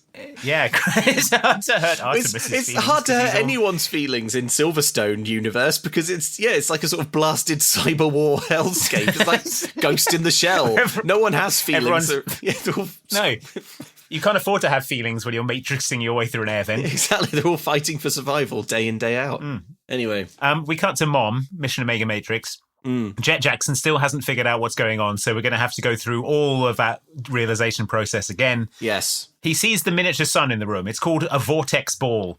Hey, nice job on the effects. They improved it, he says. And then he hits it, sending it ricocheting deadlily around the room. That wasn't in the script, he seems to say. Yeah. Hawk walks in and he's like, hey, actor Riley, I had a crazy dream where you were Hawk and trying to convince me I was Silverstone. Haha, weird, right? Now, as if this couldn't be more confusing, at this point, Hawk, the real spy Hawk from the Silverstone universe, the Silverstone universe, starts trying to go along with what she believes is Silverstone's delusion. So she says, oh, Nigel, he's in the lab. And Jett Jackson says, oh, good old Nigel. He's always wanting to rehearse. I'll be there in a minute. It's not like a headache. It's like a sort of pressure behind my eyes. Well, they haven't even gone to the pocket dimension. I know. Keep it together, Andy. I need you with me on this. Okay. Don't leave me alone in Jett Jackson. Jett Jackson. So he walks through Mission Omega Matrix and looking around, he says, wow, this is a great set. Accurately, because it actually is a pretty good set. Yes. However, when he finds Artemis, who he thinks is Nigel, but is really Artemis is very, very serious. Yeah. And says that Dr. Cragg's space-time continuum machine has... He says... Sorry, something broke in me there. You were involved in an accident with Dr. Craig's space-time continuum machine. You seem to have lost your memory and found another. He explains everything a 16th time.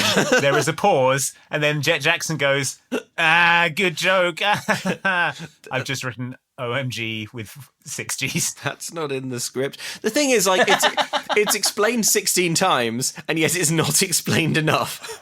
Because it can't be explained because it doesn't make sense. I keep telling you flyboys crack me up.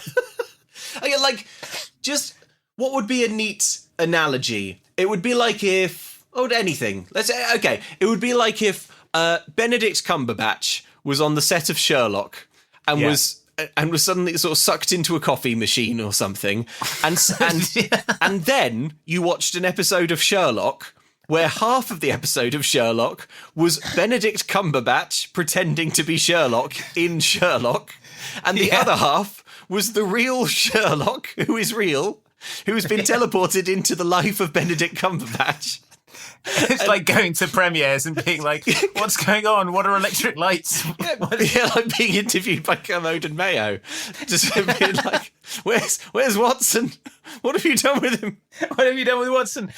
Mark Kermode here. I'd like to ask you a few questions about Sherlock. Mayo, more like Mayo Riati, he says, trying to pull off Simon Mayo's fake face. He says, tumbling over the Reykjavik Falls with Simon Mayo. Oh, well, we appear to have lost Simon and Benedict. Benedict Cumberbatch thumped Mark Kermode. Good. You don't want to know any more. You don't want to know anything. No, I understand completely why you did it. Okay. And I'm glad it happened. Okay. Right. So, Artemis wants to know if Silverstone is ready to take seriously the fact that he is responsible for saving the world. Yeah, and whether he's ready to take seriously that he was involved in an accident with Dr. Craig's space-time continuum machine. Please take Dr. Craig's space-time continuum machine seriously. Please take it seriously. Please respect Dr. Craig's space-time continuum machine. This is the point at which Jett Jackson sort of, I guess, just gives up and has no further questions and just becomes Silverstone. Yeah. Or at least starts to pretend to be Silverstone more. They look back once more at CCTV of the factory explosion on a screen. Mm-hmm. It's a good opportunity to get the explosion on camera again because it was a good explosion. Yeah. They zoom in. Hawk is sort of leading this little PowerPoint presentation. They zoom in on a Dr. Robert Deloria, assistant to Dr. Cragg. Here he is on the feed, injured but alive, being helped out at the factory. Fast forward, punch in, freeze, the same Dr. Robert Deloria, pronounced dead at the scene. Dun, dun, dun. Dr. Cragg, he's still alive, says Jett, all in now for some reason. Yeah, this is literally the moment he just stands up and says, so Cragg is still alive, even though he doesn't believe Cragg is real. Or anyway, so fine. It moves things along. Yeah. So we find out that Cragg took on the appearance of this Dr. Robert Deloria to make his escape. Apparently, says Artemis, Dr. Cragg has perfected molecular transference. What threat does that pose, says Jett? Some whacked-out scientist who can take the form of dead guys. Not much money in that, right? Haha. Hawk looks away, embarrassed by this weak analysis. She's mortified. Artemis Furious says his ability to change form is only the start of our molecular nightmares. And then he says that he wants Silverstone to go to Chicago. I'll go to Chicago, says Jett Jackson. Let's take the Mission Omega Matrix helicopter from the helipad. He puts inverted commas around every other word. He's like, oh, sure, I'll go to Chicago. We can take the helicopter from the helipad. Rooftop. And Artemis is like, yes, do that. It's real. Silverstone is real. We cut to the chopper, and suddenly, this is where things really things have already taken a turn, but they're about to take another turn. Yeah, they get to Chicago, but it's gone. It seems that Cragg has vanished it using molecules. It's not just gone. They're stood on a hill overlooking a blasted hellscape. Yeah. Sort of it's like there's the smoking ruins of Chicago. It's not ruins. There's nothing it's not left. Ruins. Yeah, but there's no buildings or anything. But clearly something's been ripped away. Yeah. It looks like it's been leveled by an atomic blast or something. Yeah, it's just. But we find out that it hasn't. It's just like a big empty expanse of grey field where Chicago once was. Yeah. Now, at this point, Jett, who's been sort of faintly amused by this whole thing because he doesn't believe it's real, at this point essentially sort of falls to his knees like in Platoon and says, this is impossible. The music's gone really serious. Chicago is gone. Everyone in Chicago is missing, presumed dead. Hawk is baffled. She says Cragg has the ability to rearrange molecules. Maybe he could make Chicago look like Denver, but Chicago's just gone. But then Artemis walks up, even though he wasn't on the helicopter with them. Yeah. And he says, now go to New York. There's word that may be where Cragg will strike next. Yeah. And then they leave without Artemis. Impressive, isn't it? He says, some things you have to see for yourself. Where's Chicago? Where's the buildings? Where are all the people? 3 very good questions. No doubt Craig's handiwork. Wait a minute. And Craig has the ability to rearrange molecules. I mean, maybe he could make Chicago look like Denver, but Chicago's just gone. I need the 2 of you to go to New York. There's word that may be where Craig will strike next. Good luck. The note I have on this scene as well is that it's raining, but as we know, no second takes. You have to film in it anyway. So, yes, it is answered as to how Artemis got there and also why they left without him. His molecules rearrange and it's Michael Ironside. Ha ha ha, he says. It's me, Dr. Cragg. I'll see you in New York, Silverstone, he says, and then he slashes a hole in the fabric of reality with some kind of dimension knife. He pulls out Philip Pullman's subtle knife and just sort of, hops through a wall, like a little hole in reality that he's made. Mm-hmm. Back to the real world. In the real world, there's a sort of comfortable, silly country music guitar slide riff playing to let us know that this is normal humdrum bumpkin town where Chicago doesn't get turned into a smoking ruin. He's going to school with his pal JB Halliburton. He's asking him questions about their school life together. He finds out that he's an 11 on the popularity scale. They see a teacher named Mr. Dupree, who I assume is a beloved character from the show. Yeah. But he's erecting a house for sale sign because he has to move away. JB Halliburton is like, is it because teachers don't earn very much money? And he says, well, yes, that is. Yeah. He says, I'm not moving up, I'm moving away. It's out of my hands. And we find out that with the Silverstone show closing and all of the crews having to move on, the school has had to make significant cutbacks. He says he's been offered a new position in Durham. Okay, so this is literally the morning after, right? Mm-hmm. This is so yesterday, Silverstone. Well, there was an inconclusive press conference where the actor of Silverstone appeared to lose his mind and run away. Yeah, he went, no, and ran away. Yeah. The next day, people are fleeing the city. Yeah, not even. He doesn't even work on the production. He works at a local school unaffiliated with the production who are like, well, we're going to have to close. They have to shut down the art and science department. The principal must have been watching the live feed, seen the press conference, turned off the TV, got on the intercom and been like, will Mr. Dupree please come to my office? Mr. Dupree, I've just heard there'll be no more Silverstone, so needless to say, I'm letting go half the staff.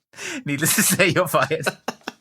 There will be no severance. So the town is basically imploding. Everyone's fleeing like rats. Now that they can no longer suckle at the teat of Silverstone, all the rats are flooding back to Hollywood. Fleeing this sinking ship. As they walk on, JB says, there's no need for you to feel guilty. And Silverstone says, about what? Obviously confused because he doesn't know that there is a TV show called Silverstone. Yeah. He doesn't know Silverstone is a TV show. And he's right. Silverstone isn't just a TV show. It's a real dimension. It's a real dimension. Yeah. Well, he doesn't say about what. He says, okay, I won't. Yeah. Which is worse. But he sees a man eating breakfast and he says, the rat, to himself. It's the man from the very beginning of the movie who was like bringing Michael Ironsides his disc. You mean Maury, the actor who plays the rat, says JB, but Silverstone is already away. Yeah. He crouch walks behind a cop car. It's the cop car from the cop from before. He pops up next to the driver's seat window, surprising the cop who dissolves his balls with hot coffee again. Yep, he badly burns his penis and testicles with hot coffee. He drags him out of the police car, ruined genitals and all, and says, Deputy, there's a dangerous felon at that cafe. He must have escaped prison. Dang, says the cop. Cover me, I'm going in, says this teenage boy. Yeah. He then sprints in and dive tackles the man. Back to the cage for you, rat!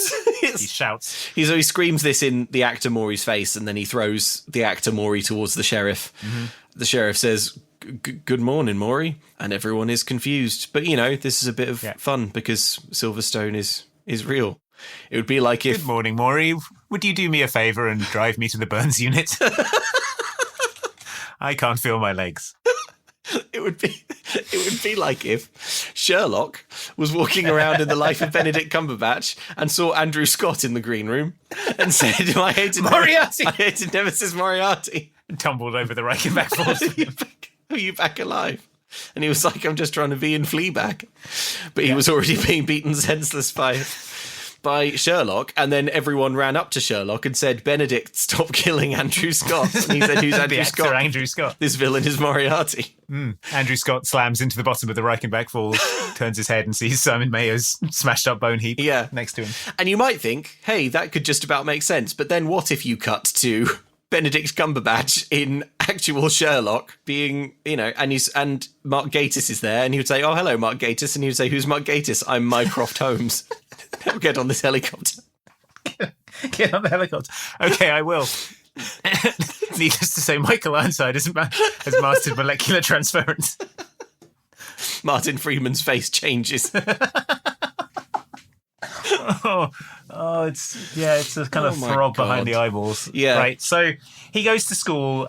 He's like, wow, school, isn't it amazing? Yeah. Your locker's over there, says JB Halliburton. Do you need me to show you which one? No, I know which one, says Jett, looking at one with traitor written all over it. Because again, it's been 12 hours since the announcement. Yeah. And the whole town is imploded. The whole town, yeah. You can go to chompjet.com to see his bashing site, probably. Probably, yeah. So it's worth mentioning that, like, before he sees this traitor thing, he says something to JB that I think hints at a little bit of Silverstone lore. Okay. He says, this is amazing. He says, this school, this many kids. There are kids in this country who've never gone to a school like this. So I think we can conclude that in the Silverstone canon, like, there is no longer any, like, education for children. Like, they are probably just sort of... Well, they've all been drafted into Forever War. Yeah, they're bred to be cyber soldiers. Yeah. So in Tech War. Yeah. Yeah. They're in low orbit fighting satellite robots. Yeah, they're doing Halo jumps to fight the cyber menace under Dr. Craig's control. So that's what's going on in the world of Silverstone. Yeah. He doesn't know the combination to his combination lock, but then he says, look over there, to JB, produces a lockpick and places that into the lock hole that this combination lock has, and it opens. Yeah. Kayla arrives. Good morning, Kayla, he says. And Kayla sort of pretends not to know him, which is a needlessly confusing layer to sort of add to this whole thing. But Kayla's doing that because she's mad at Jett. And he's like, why is she doing this? And JB says, oh, it's because you stood her up at prom. And Silverstone says to Kayla, and that made you mad. Because I guess in Silverstone land, there's no time for human emotions like love. Yeah. He apologizes to Kayla, but she's still cross. But he gets slammed into the wall by Tank the jock. Hey, superstar, too hot for a TV show, huh? Silverstone warns him to let go, but he's like, my parents worked on that show and now they don't. Silverstone gives him to the count of 3 before he kills him with Krav Maga. But luckily at 2, the bell rings. We'll finish this later, big man, says Tank and leaves. This was disappointing, and I'll just tell you now, listener, that like a few more times, the real Silverstone from the Silverstone universe is going to be threatened by a gang of jocks, and you're never going to see him turn into like a whirlwind of neck snapping, which... I was waiting for the Spider-Man beats up Flash Thompson scene. Yeah, where is it? And yet... It is, where is it? It doesn't didn't happen. materialise. In the end, Tank just apologises for his conduct. I guess maybe they thought it would be distressing to see him popular character Tank have his neck snapped. Crush his trachea with a hardback book like Jason Bourne. Yeah, but it's the last episode. Let's crush everyone's tracheas. Silverstone crushes the trachea. Jams a pencil up through the soft palate in the roof of his mouth. Like the Joker puts a pencil in the table and slams Tank's head down. Right in the eye socket. Whips a length of fibre wire out of his sleeve and garrots one of his henchmen. Oh boy, yeah. In maybe the show, school isn't going to be as much fun as I thought, says Silverstone. Anyway, back to in the real Silverstone New universe. Jett and Hawk touch down in New York City, but there's no time for an egg cream because there's a planet to save.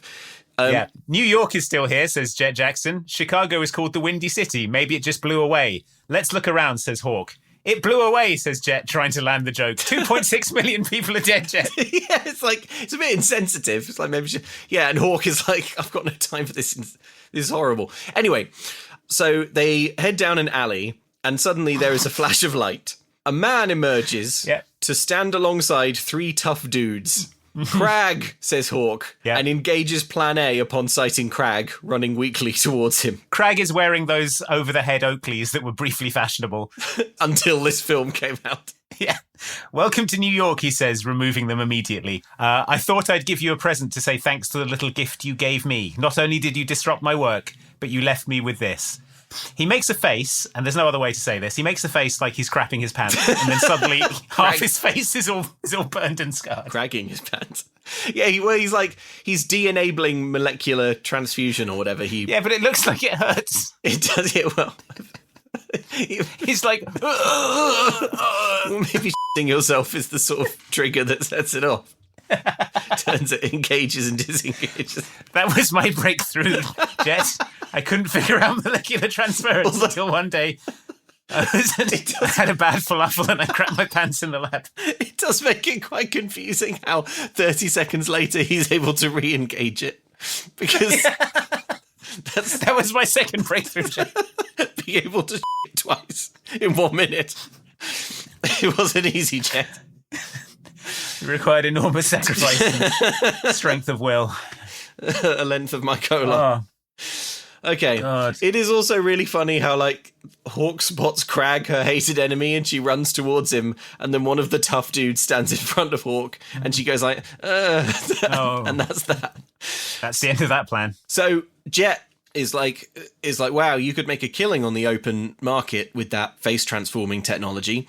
And Crag is furious that he's not taking it seriously and says it's genetic molecular transdermal regeneration. It's exactly comments like that make living in this dimension unbearable, which is why I'm creating my own dimension, one city at a time, where I'm the ruler and everyone answers to me.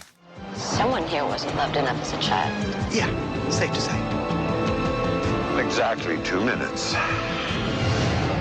my New York City will become your new hometown. A place where you just can't leave.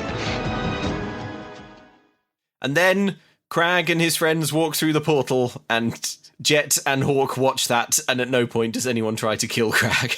Yeah, with a gun or something. Yeah, or I don't know, a move, anything. No, there's nothing there, just watch him leave. Yeah. Think he's bluffing? Not a chance, say Jett and Hawk. And then we cut to Jett running through the streets of Manhattan shouting, "Get out! Get out of New York!" This is so good. There's 2 minutes until New York is teleported, and he runs through the middle of it going, "Get out of New York." Everyone, get out of New York. Why are you still in New York? Get out of it. It will be teleported, don't you know? In 90 seconds, it will be teleported. He sees a sign for the Hudson River, and Jett and Hawk sprint towards it.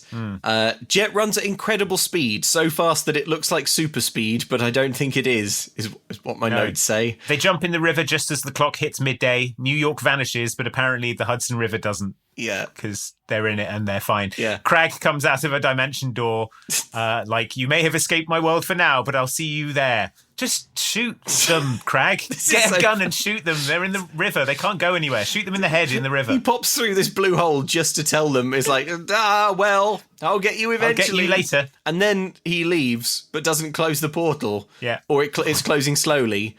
So they run towards it, and Jett jumps through it. Hawk doesn't make it. Yeah. So Jett is now in captured New York, which he just sprinted to the Hudson River to avoid being in. And then he sprints back. He sprints back towards it.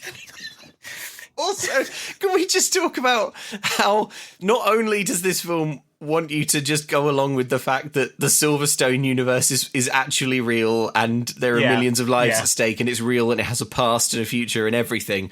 But also, in the Silverstone universe, Dr. Crag has broken into another dimension. Yeah. Another dimension in the Silverstone dimension. Now, if you wanted to do jumping between dimensions, why didn't you just do some Roger Rabbit stuff and have Dr. Crag find out that he can get into the real world and conquer that? Yeah. That could be fairly straightforward to grasp. But no, Dr. Crag never finds out that Silverstone is a TV show. No. Because again, it isn't. It is real. He's gone to a second additional dimension. Yeah, he's gone to a nested dimension within the Silverstone dimension. Oh, it would be so much better if he was trying to take over the real world. You'd have the sort of Wendy Wu style, like Yan Lo is coming to take over and introduce a third nesting dimension. But don't worry. So he's in captured New York, which is like all grayscale and slow motion, like in Halloween Town 2. Yeah, so it's all kind of like sepia toned. He says, no sound, no colour, no good. New Yorkers are shuffling along the streets as if hypnotised, staring dead ahead. Yeah. That's not going to turn out to be anything, so let's just move past it. He looks overhead and an enormous human eye peers out of the smog. And then it goes. Jett looks sick at this. He walks up the street and into an alleyway. Suddenly, Dr. Craig's goons are there. One of them puts the dimension knife in his pocket. This is the part where we fight, says Jett, and then starts doing like a load of impressive spin kicks and stuff. Yes. Even though he's Jett Jackson, not Silverstone. But I guess I think he's supposed to be doing like stage fighting, I guess. Well, this is the thing, right? So they start fighting and all of his punches miss. Yeah, the thugs And I are can't like tell if effortlessly dodging and deflecting. Yeah. I can't tell if it's because he's trained to miss for like stage combat. It's not really clear. I think what and I agree, it is not clear. I think what the movie is trying to get across is that like he can do kicking and combat because he's been trained in stage combat, but he's not actually deadly like Silverstone is. So all of his kicks and attacks are effortlessly dealt with by real Silverstone universe toughs. Right, because they're all like wildly telegraphed and Yeah, exactly. You know, like they're like they're the real these thugs are the real deal. The real Silverstone could kill them easily. Yeah. By doing the exact same moves, but they would hurt. Work. Yeah, they would work somehow. So one of them punches him and he runs away. Then they have a big fight in a kid's playground. Only now his punches do hit and do damage. Yeah, and also there's loads of sound now. Yeah. Like the sound is just back on. Yeah. Maybe they forgot. I don't know. Also, like they're in like an alleyway in the middle of Manhattan, and then they run for 5 minutes to a like playground that is definitely in like Vancouver or something. Like, there's no longer any tall buildings in sight. Yeah. This fight sequence is pretty fun, quite creative. There are lots of thugs. Yeah, they're fighting on this play structure with like swings and slides, and he's climbing up poles and kicking people down slides. He sees the guy with the dimension knife in his pocket, grabs his leg, takes the dimension knife, and then pushes him down a slide, cuts a hole with the subtle knife, goes through it back into the first alternate dimension, and lands next to Hawk. Yeah, he goes back into Silverstone Universe A. Yes. So he lands next to Hawk, which is unlikely because at the point where he went into Silverstone Dimension B was like several city blocks over. Yeah. But fine. So he lands next to Hawk. He says, thanks for waiting for me. And Hawk says, you're thanking me for something? This new you, I might like it after all. Because again, popular character Silverstone is unkind to everyone. He's unkind to all of his friends. Hey, Luke, you know how I'm always filming my hit TV show, Andy, but he's a spy? Yeah, Andy Stone. Yeah, but also Andy Stone, yeah. But also I have to go to school and study all like maths and geography and that. Where do you find the time? Where do I find the time? And that's the thing, where I find the time, Luke, is sacrificing other things in my life, like sleep, or making sure I home cook a delicious and nutritious meal. No, Andy, stop. What? You don't need to sacrifice a delicious home-cooked, delicious and nutritious, delicious meal. Put down that dimension knife. There's no need to go to the Andy Stone sub-dimension. Okay, I'm listening. Because of HelloFresh. With HelloFresh, you get farm fresh, pre-portioned ingredients and seasonal recipes delivered right to your doorstep. That's why it's America's #1 meal kit, Andy. You're telling me there's no more endless recipe searching or spending money on a whole jar of spices for only a pinch? That's right. I'm also telling you that there's always new flavours to explore and an ever-changing menu of 50? You can't eat that many meals. 50 recipes to choose from every week. You just pick your meals and your delivery date. It's that simple. Okay, well, Luke, tell me this. What if my plans change, my life gets busy, and, for example, I fall through a dimension door? Can I easily customise my delivery from week to week? Oh, no, you can't do it. Of course you can do that, Andy. It's HelloFresh. Come on. What do you take them for? It's a brilliant, brilliant service that just makes it very, very easy and convenient for you to cook really nice meals for yourself every evening. Well, our listeners can get free breakfast for life by going to hellofresh.com/free-mom-can't-cook. 1 free breakfast item per box while subscription is active. That is free breakfast for life just by going to hellofresh.com/free-mom-can't-cook. Luke, I'm going to sign up immediately and I will be fueled up with the quick energy I need to run through a dimension door and dropkick Michael Ironside. You're going to get good grades and do good acting, and Ironsides is toast. That's right. hellofresh.com. Oh, Andy, oh my God. Thank God I found you. You have to help me. What seems to be the matter, Luke? Well, it's... Wait, you are Luke, aren't you? I'm Maury, the actor who plays Rat in Silverstone. Oh, okay. Well, what's been going on, Maury? It's strange to see you here. The problem is Jett Jackson. He's gone haywire. He's been chasing me down. He's kicking my ass all day.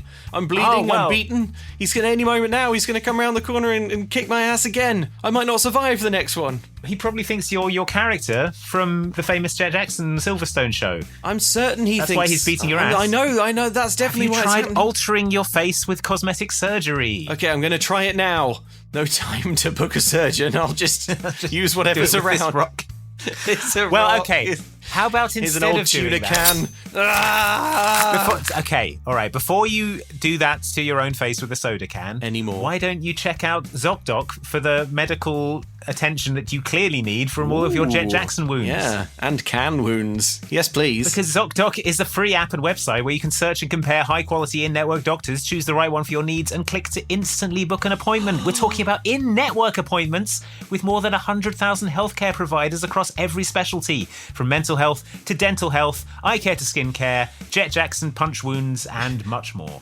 Plus, ZocDoc appointments happen fast, typically within just 24 to 72 hours of booking, and you can even score same-day appointments. That's right, Maury. I'm surprised you know so much about this service. Yes, well, having just been introduced to it seconds ago. While you were telling me about it, I downloaded it, and I can see that it's good. Yeah, that's the first smart thing you've done today, Maury. Stop putting off those doctor's appointments and go to ZocDoc.com/MCC to find and instantly book a top-rated doctor today if you are in the United States of America. That's ZocDoc.com/MCC. ZocDoc.com/MCC. Oh no, here comes Jett! Jett! I'm Maury, I swear! Oh, he's beyond help now. Andy, do you know how you can feel like a super spy in your everyday life? Is it a black turtleneck? Because I feel like that would look pretty sharp. Yes, well, obviously that will help, but it's expensive. It's expensive. Do you want to know a really affordable and good way to feel like a spy that doesn't require you getting a warm neck? I could spy on people. Look at them through binoculars and stuff. Don't do that. Don't do actual spying. We're doing fun spying. Oh, fun spying. Right. Don't do government surveillance. We're doing fun spying, like Spy Kids and Jett Jackson. Got it. The answer is to get a VPN, Andy. You get a VPN. Right. Specifically NordVPN. VPN stands for Virtual Private Network. It's a service that gives you safe and private access to the internet by encrypting your connection.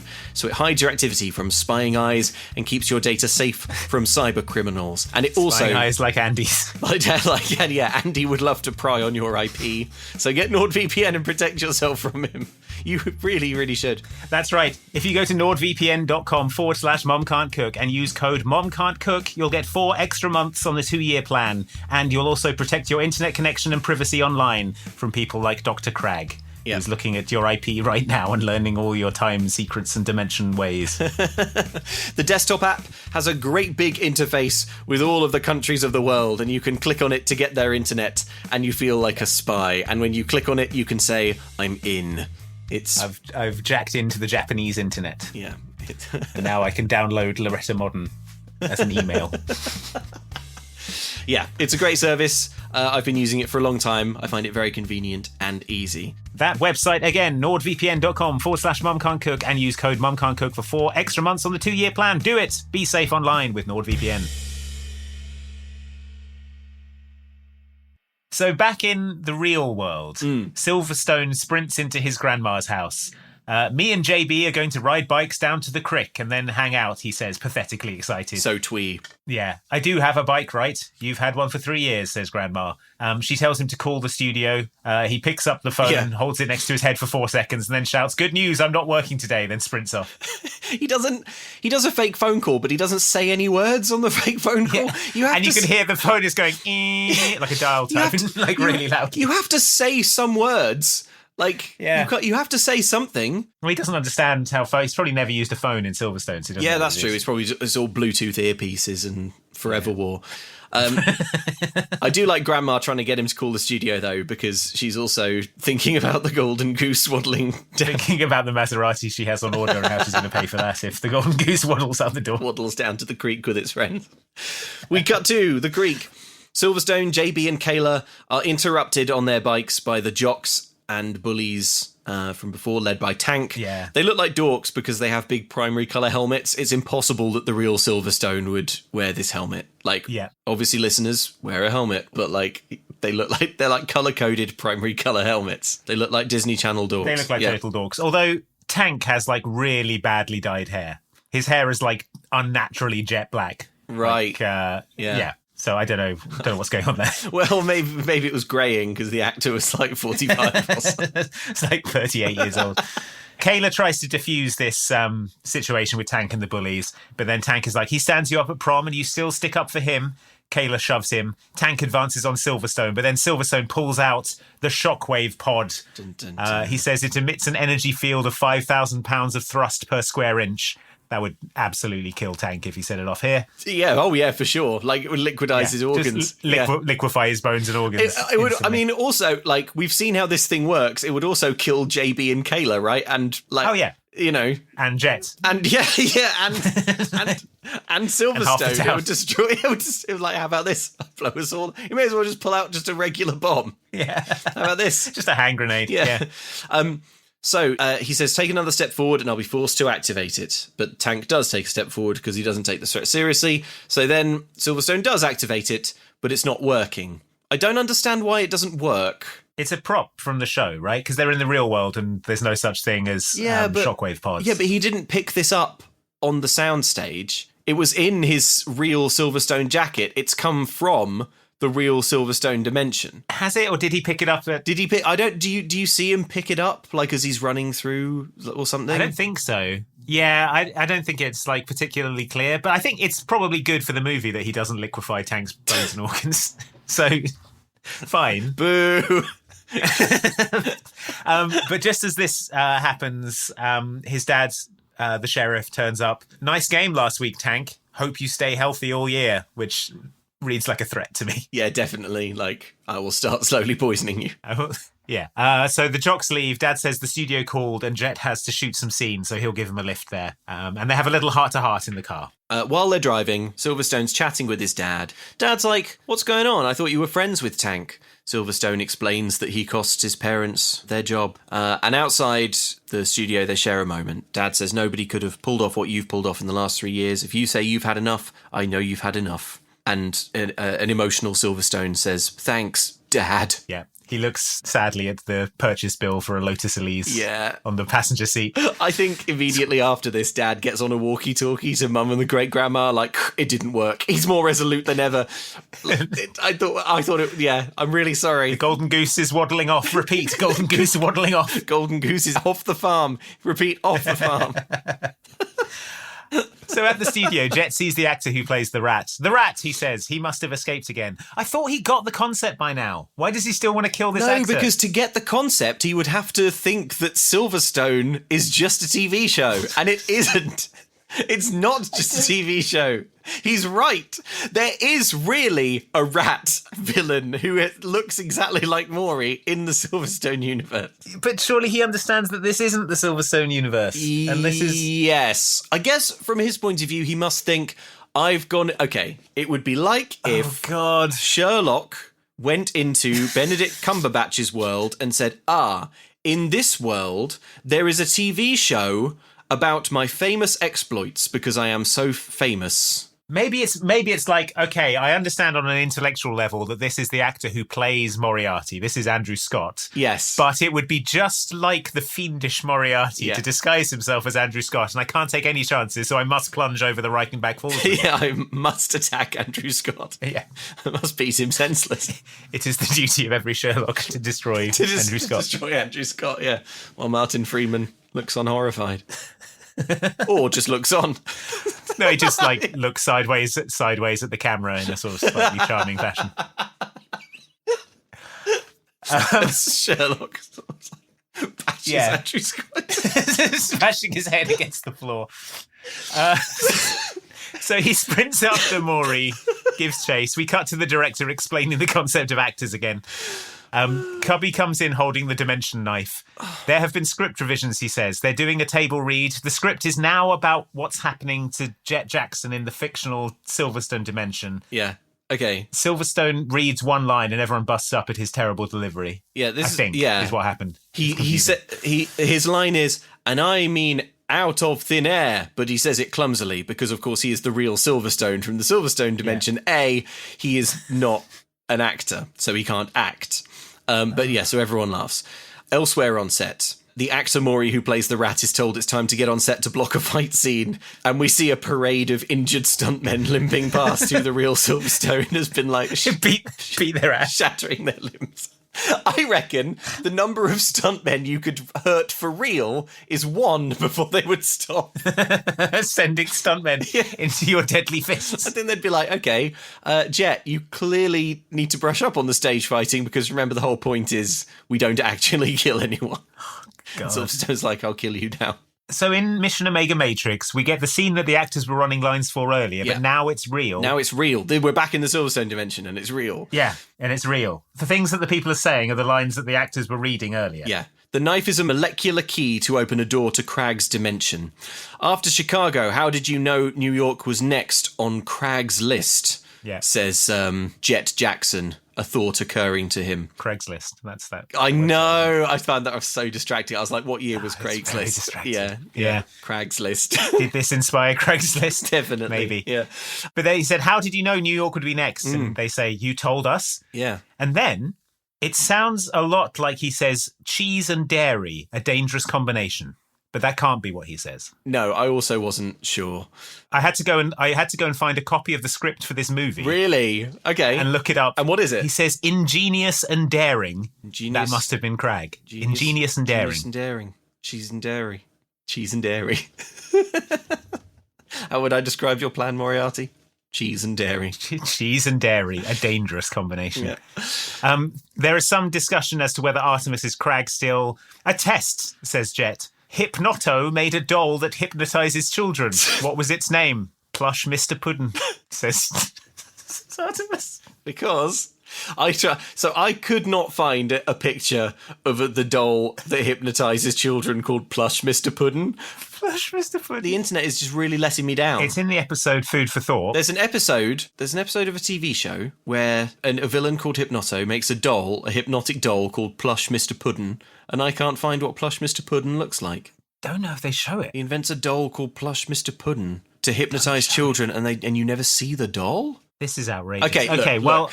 I'm not going to do it while we're recording, but if I do manage to find a picture of Plush Mr. Pudding, I will put it on Instagram. Yeah, and everyone can look at it. And also, like, listeners, can we leave this in your hands? Can you just do it? Can you just do it for us? Can you I don't know how, but can you just find Plush Mr. Puddin, or watch every single episode of the famous Jett Jackson to confirm you never see Plush Mr. Puddin? Well, according to this, it's in the episode Food for Thought, which is the one about how Jett can't understand the struggle of real African Americans. Yes, right. Which is such a because I watched. I mean, I was on the same YouTube video you're on, and I was tabbing through, being like, surely they're not simultaneously doing the Plush Mr. Puddin plot, the mind control Plush Mr. Puddin. But I don't think they do. The I couldn't find any Silverstone in that episode. Yeah, I can't see any. Yeah. Okay, fine. Okay, bizarre. Anyway, there's another test question. It's like, what nursery rhyme did you use to sing me, Artemis, when I was a baby? Or rather, what nursery rhyme did you use to sing Silverstone? Because, of course, remember, this is actually Jett Jackson, but he knows the song that Silverstone was sung when Silverstone was a baby because he's been playing the character Silverstone on the TV show for years. As this is all happening, Hawk subtly moves closer to the molecular blade.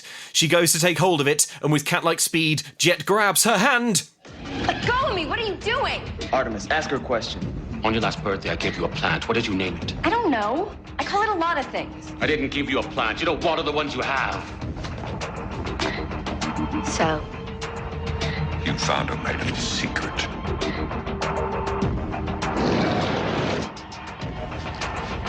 Well, it won't do you any good.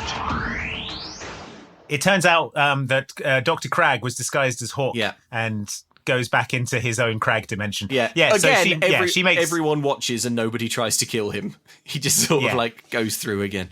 He's like, so you found out my little secret, and then makes a face like she's crapping her pants and turns into Crag. So Jett goes to go through the blue portal again, and Artemis is like, no, there'll be another day. I don't know why he stops him. Seems like you would go through and kill Crag, but whatever. On the roof of a geodesic dome, Jett sits. Hawk joins him. They look at the moon. Jett talks of how he used to sit on the porch back home and look up at the moon. You're not Silverstone, are you, says Hawk. I don't know, says Jett. She puts an arm around him. We get a parallel scene in the real universe with Silverstone and Jett's great-grandma. He says that he always dreamed of being somewhere else, just being a kid, having a family. I know you know. How, he says. And great-grandma says that she was the first person Jett saw when he came into this world. Yeah. And she'd never not know Jett Jackson. Great-grandma says, I don't know why you're here, to this creature wearing her great-grandson's skin. But I know there's a reason. This skinwalker. Yeah. As long as you're here, you're family. So chill about this alt-dimension interloper with wrong memories that's just like cuckooed, like this skinwalker living in her house pushed Jett Jackson out the nest. Skinamarink. Yeah. That is surely going to kill all of them. The Hawk and Jett scene is equally annoying to me because Hawk says, you're not Silverstone, are you? And Jett says, I don't know who I am. But Hawk's world is under threat from a shapeshifter. So if you were sat next to your colleague and they were like started saying wrong things and then you said you're not really Silverstone. Like, I'm not Silverstone. You're right. I'm not Silverstone. They wouldn't be able to finish that sentence before you have a stiletto knife through their throat. Exactly. You've got just to be safe. This is forever war. There can be no friendship. Give them no There can be no doubt. Okay. The next day, we're still in the real world. Silverstone and JB emerge from a grocery store. Yeah. Thanks for your help, says Super Spy Silverstone. JB says he thinks that what they're about to do is incredibly cool, but we don't know what it is yet. Yeah. Then the sheriff appears and asks if they need help. I don't know why he's there. The sheriff appears ready to open fire if things go sideways. The sheriff appears ready to pour coffee on his balls. Those genitals, if the film needs pepping up at all. Need some comic relief? I'll pour this scalding coffee onto my penis and testicles. If it'll help. I'll just do it anyway. It doesn't even hurt anymore. I guess there's nothing. I guess it hurts a bit. All the nerve endings are burned away. So, he makes up for missing the dance by dancing with her here in the street. Yeah, Kayla appears and they play that song by... Maybe by Samantha Mumba starts playing. Yeah. They smile and hug. Cut back to... So I've written on set, Silverstone, ... Yes, Silverstone is in Jett's trailer. Yeah. Every new scene in this movie, I have to do a quick mental calculation to remember who's in it.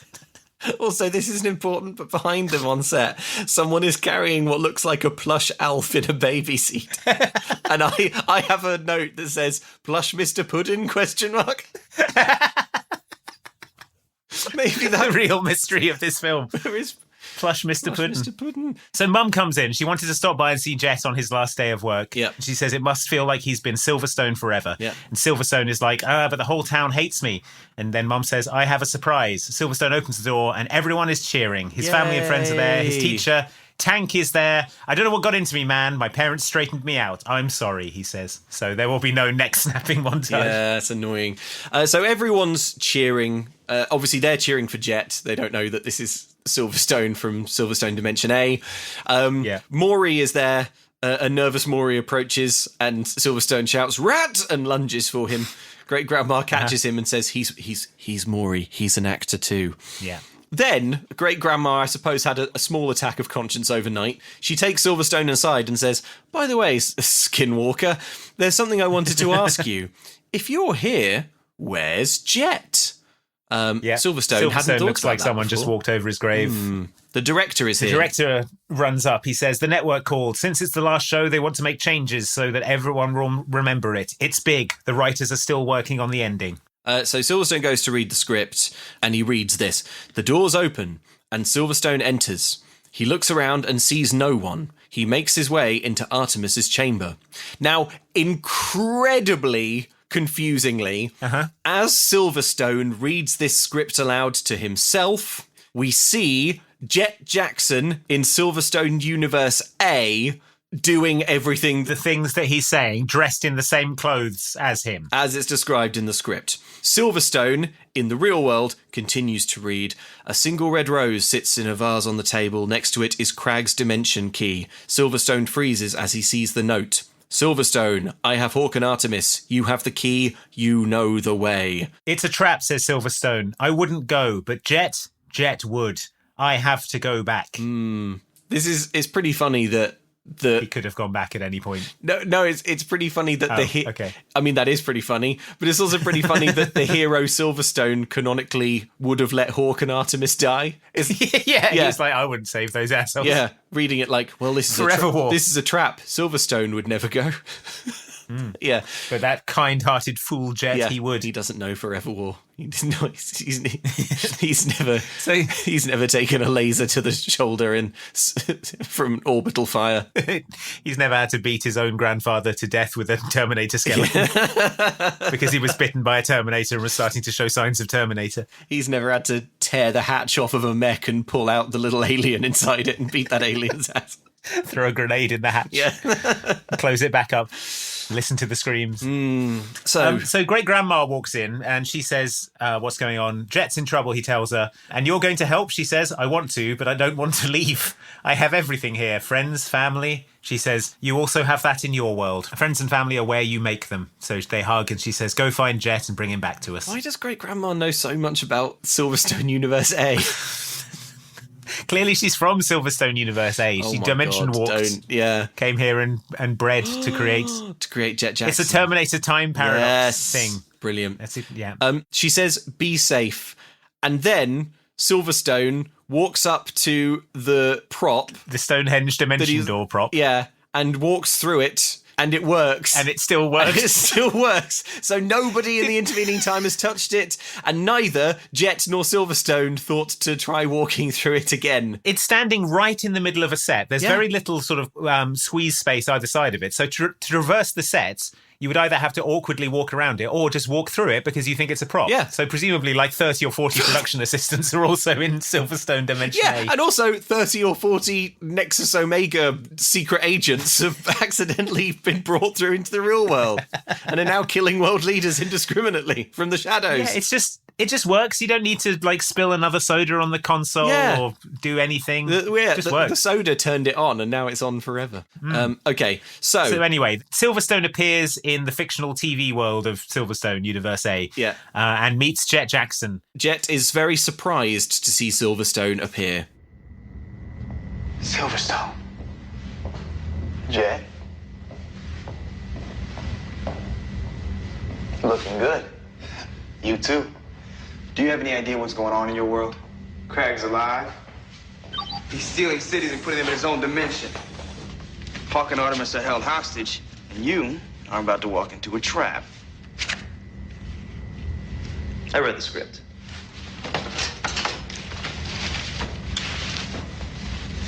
All except the ending. I'm gonna write that myself.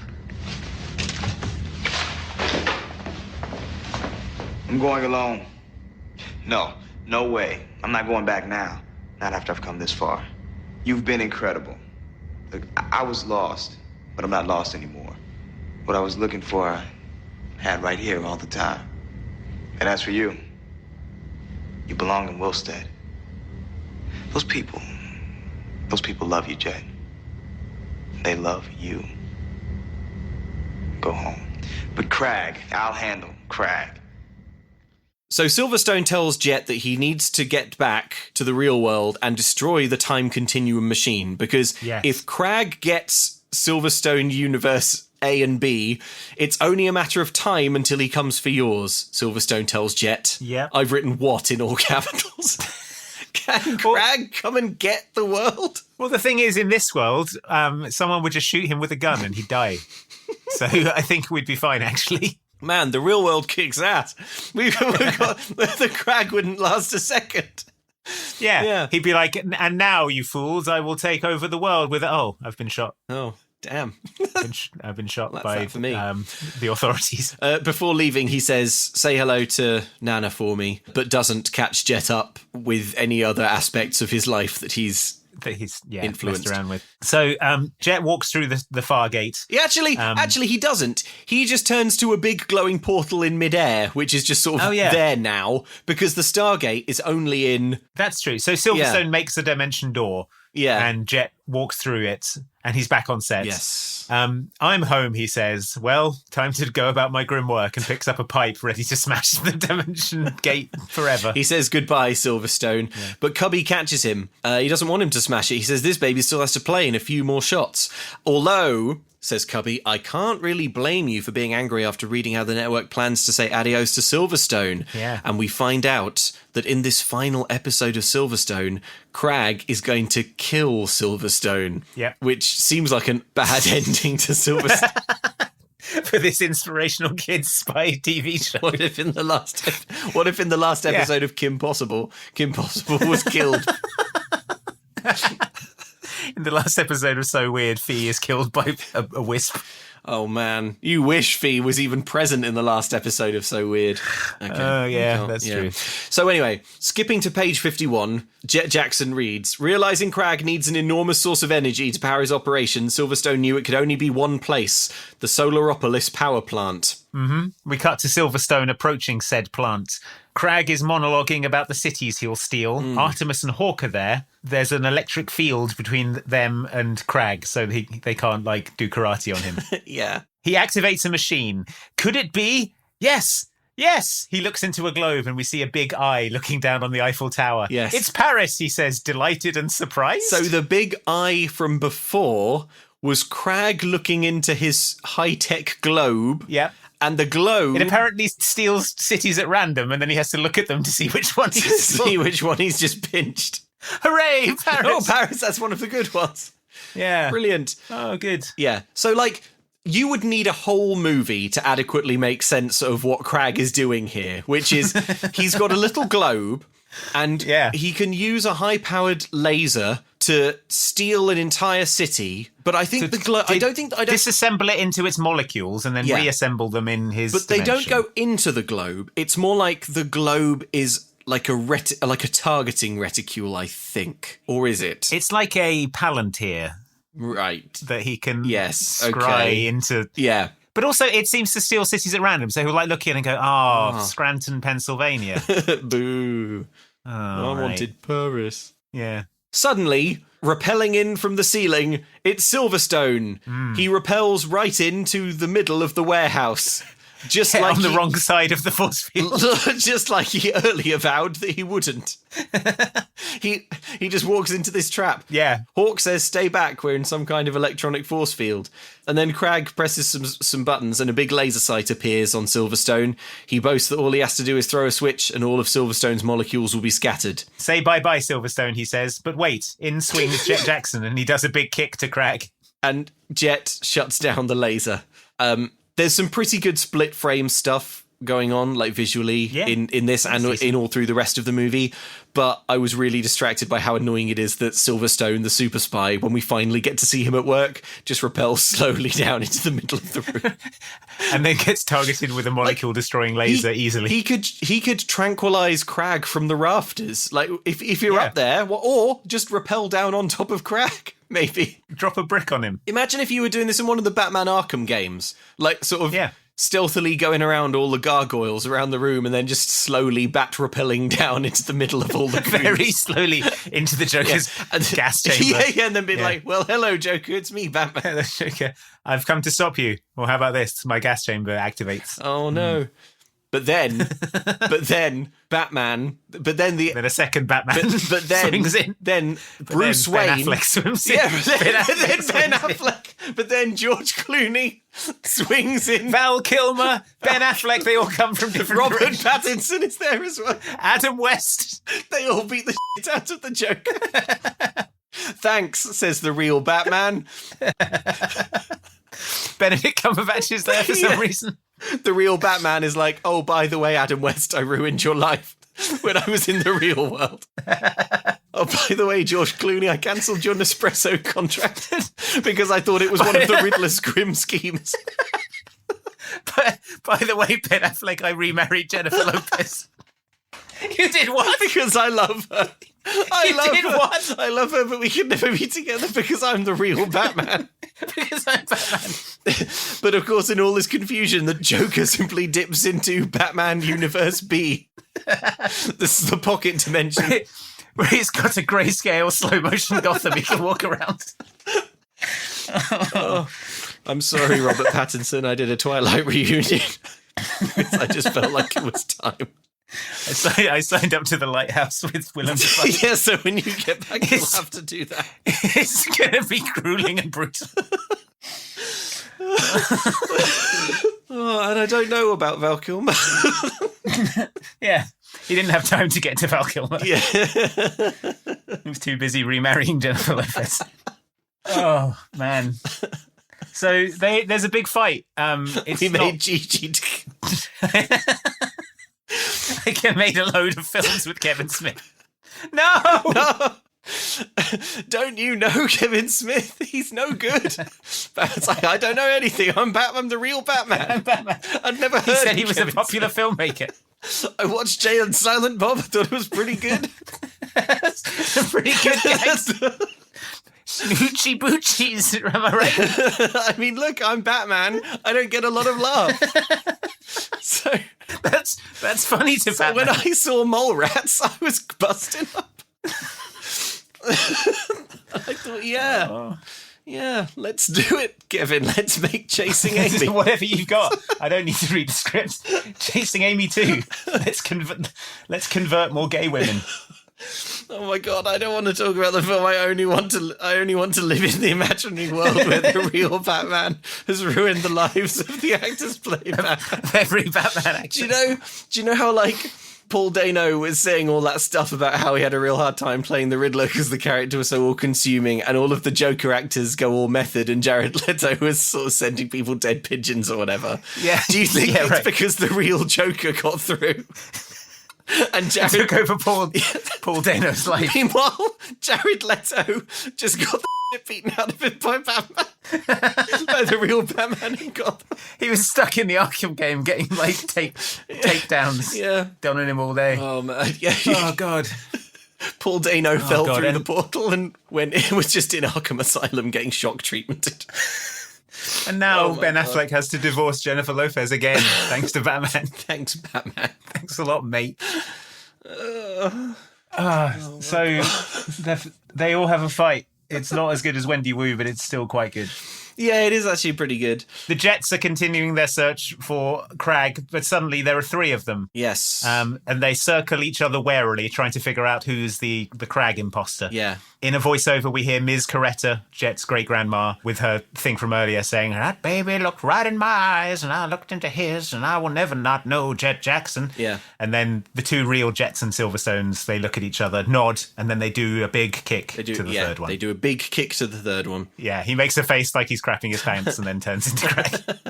I think this is a bit of a missed opportunity because, like, the whole sort of looking into the eyes to know who's real thing technically shouldn't apply to Silverstone because he did not have those eyes. And also, it seems like a missed opportunity to recap some of what happened in the episode because they already did quizzes and stuff like, oh, what's something that only Artemis would know? Yeah. They should do, like, to prove that they've come a long way emotionally and that they now know about each other's lives.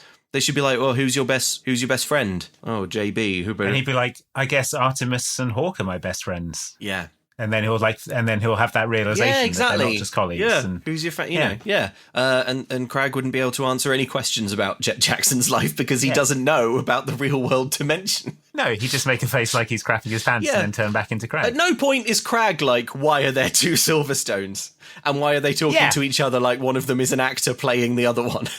Yeah, like there's some kind of real world dimension that isn't this Silverstone dimension. That I could conquer. But Crag is defeated. We just knew he wasn't us, say Jett and Silverstone. Artemis says, congratulations are in order. Every city is back to its normal size. What do you mean normal size? Were they shrunk? Guess. Maybe they were. Was it ever said? Maybe they were in the White Globe. Was it ever said that they were shrunk? I don't think it was. Anyway, the cities are back to their normal size, I guess, and their proper location. The world is safe once again. Good. There are hugs all round. Silverstone looks jealous of Jett's Hawk hug. He hugs Artemis. He says, I missed you. Yes, I missed you too, says Artemis, Britishly. So they've all learned something. Jett says that he was blaming everybody else for not seeing who he really was, when it was he who was afraid to look. Not sure what that means, but fine. Jett says, being here has really opened my eyes. I'm Jett and I'm Silverstone. I don't need to choose between the two. And then Jett returns through the portal that anybody can wander through to visit Silverstone Land. Sure. Jett emerges back into his celebration. He finds Nigel, aka Artemis, and hugs him. He goes to high-five Maury, who plays Rat, but he flees because he's expecting to be killed again. Expecting another ass beating. Yeah. He hugs Nana, who's like, welcome home, not that passionately, because she quite liked the interloper, I guess. He says, you won't believe what happened to me. And she says, I know, Jett, I know. And there's some sparkly music to let you know that his great-grandmother is magic or something. Is magical in some way. Yeah. Kayla approaches. They hi each other. Jackal Johnson is here. The press is waiting for an explanation. Sheriff Dad walks up. He says, hey now, I don't want anyone changing my son's mind. What's done is done. No, it's not, says Jett. Climbs up onto a big truck. And he says, being Silverstone makes my life crazy. It makes it confusing. It makes it tiring. And I wouldn't have it any other way. So for as long as you want me, you got Silverstone. Hooray! Everyone cheers. There's a big thumbs up from Jackal Johnson, who's making 10%. Yeah, gambles it straight away. The film ends. Mum looks delighted. The golden goose is back in the hen house. Credits. Yeah. Yeah. Remember I said cancel that Maserati order? Cancel that order. Yeah. I want 2 Maserati. Yeah. Buy me 2 Maseratis and throw away the worst one. Yeah. Drive one Maserati to me on top of the other Maserati and then crash it. Yeah. On purpose. So I think incredibly this film is quite good. Like, it is it's quite astonishing. good. As you watch it, I can't believe you can always tell what's happening, but you really can. So, yeah, well done them. It is very confusing. And like I said, every time a new scene started, I had to do like a quick like mental calculus. Of being like, okay, the lighting, the clothes, what he's doing, this is Jett. And also like... Or, okay, he's standing in this place, he's doing that, it's Silverstone. And also, I can't hold the name Silverstone in my head for some reason. I found it really hard. It just, like, it so powerfully doesn't make sense. Like, it certainly doesn't hold up to what we've done, which is over 2 hours of podcast scrutiny. That, unquestioningly, like, it doesn't make sense. The TV show is real, but it can't be both real and also a TV show that they are writing, and the writing seems to match up or perhaps be influencing the Silverstone dimension. Like, that's like that's weird. You could have that, but you can't then have Silverstone go to the real world and not realize or care, or I don't know. It's like Silverstone's just so flushed with being able to go to high school and ride his bike to the creek that he's not really interested to know if his world is real or not. Yeah. I feel they were like hinting at something deeper with the kind of like the actions of the real world writers influencing the world of Silverstone and in that kind of adaptation, sort of Charlie Kaufman breaking the fourth wall, postmodern kind of. What's the one where Will Ferrell is? It's like Will Ferrell's. I forget the name of it, but I know the one you mean. Stranger Than Fiction, is that what it's called? Yeah. So but it's, oh man, it's just like, I also think it's a bit of a shame that at the end he continues being Silverstone, because it's the last episode, right? And also the whole way through he's been saying how he's so burned out and it's miserable and he's missing his childhood. Yeah, but now he's decided that he'll just endure it. He'll simply endure it, yeah. That sounds fine. He'll simply endure it, it's fine. And the Disney Channel's like, see, it can be endured doing this. Yeah, so maybe you shouldn't be asking for more money in your contract. Yeah. Which is the only reason we're shutting down the show. Yeah. Because of your selfish greed. Your selfish greed. Why not simply endure it? Simply endure it, like the great Jett Jackson. Yeah. So, Disney continues to suck. Yeah. Okay, that was the inimitable Jett Jackson, or whatever it was called. The Jett Jackson movie. The Jett Jackson movie. The famous Jett Jackson. Andy, may I read you an email? Please do. This comes from Seven Hal. Thank you very much. It concerns Xenon Z3. Hello, Andy and Luke. I'm unsure if it's the Mandela effect, but I can find no proof online of what I'm about to say, which is always a good opening to an email. Watching Xenon Z3 itself was a contest. You may have noticed a bunch of Z-shaped stickers tacked onto everything in the background of every scene. Those Z's were part of a guess the number of marbles in the jar style contest. I cannot remember the rules of the contest or what the prize was, but you had to send in your count of Z's into the Disney Channel to participate in the contest. They had no faith that anyone was going to watch this movie. No, I don't remember a single plot point from this movie because I was too busy staring at the background and counting Z's, which is just amazing. I'd like to congratulate you guys on your authentic Z3 viewing experience, watching it with a notepad and hating it the entire time. time with the hopes of getting paid for the experience. So, Seven How wasn't able to find any proof that this ever existed, but I did find a promo. That's a real thing. Yeah, outlining the details of the competition. Oh my God. Next Friday, the Xenon Z3 premiere comes with a twist. There are Z's hidden throughout the movie. Can you find 50 of them? There's a Z. Go to DisneyChannel.com/Xenon to get your Z card and Z3 Party Planner Major. Sure. After the movie, take the online Z quiz to unlock downloadable rewards. Start finding those Z's. The newest Disney Channel original movie, Xenon Z3. Find the Z's next Friday at 8, 7 Central. Then catch the Z Reveal Encore next Saturday at 8, 7 Central on Disney Channel. Oh my God, there are 50 of them. 50 hidden Z's. 50 Z's. You would have no time to pay attention to anything in the movie. It is entirely, in my mind, consistent with Xenon 3 that they cared so little about the art of movie making that they're like, yeah, we'll fill it with Zs. For like we'll staple a bunch of Zs. We'll fill it with whatever. We'll do like a competition. Yeah. Christopher Nolan isn't filling Inception with like little sort of like, see if you can find 10 chibi Leo DiCaprio. We've hidden a miniature Joseph Gordon-Levitt in every scene. If you can spot him, he'll grant you a wish. 50 miniature Levitts. Wow, that is wild. Yeah. I had no idea. Yeah, so you could, I mean, you just heard the promo, so you'll also know that you could go on the website and print out your Z card. You could print out your Z card and get downloadable rewards. Yeah, and you could, there was a sort of template for you to throw a Xenon Z3 premiere party that's out of this world. Oh man, you could click buttons on the website for Cool Ideas Major. Can you imagine receiving an invite to a Xenon premiere party? Yeah, we should throw a Xenon party. Yeah, but for our next live show. But the movie shouldn't air. It should just be us pausing every.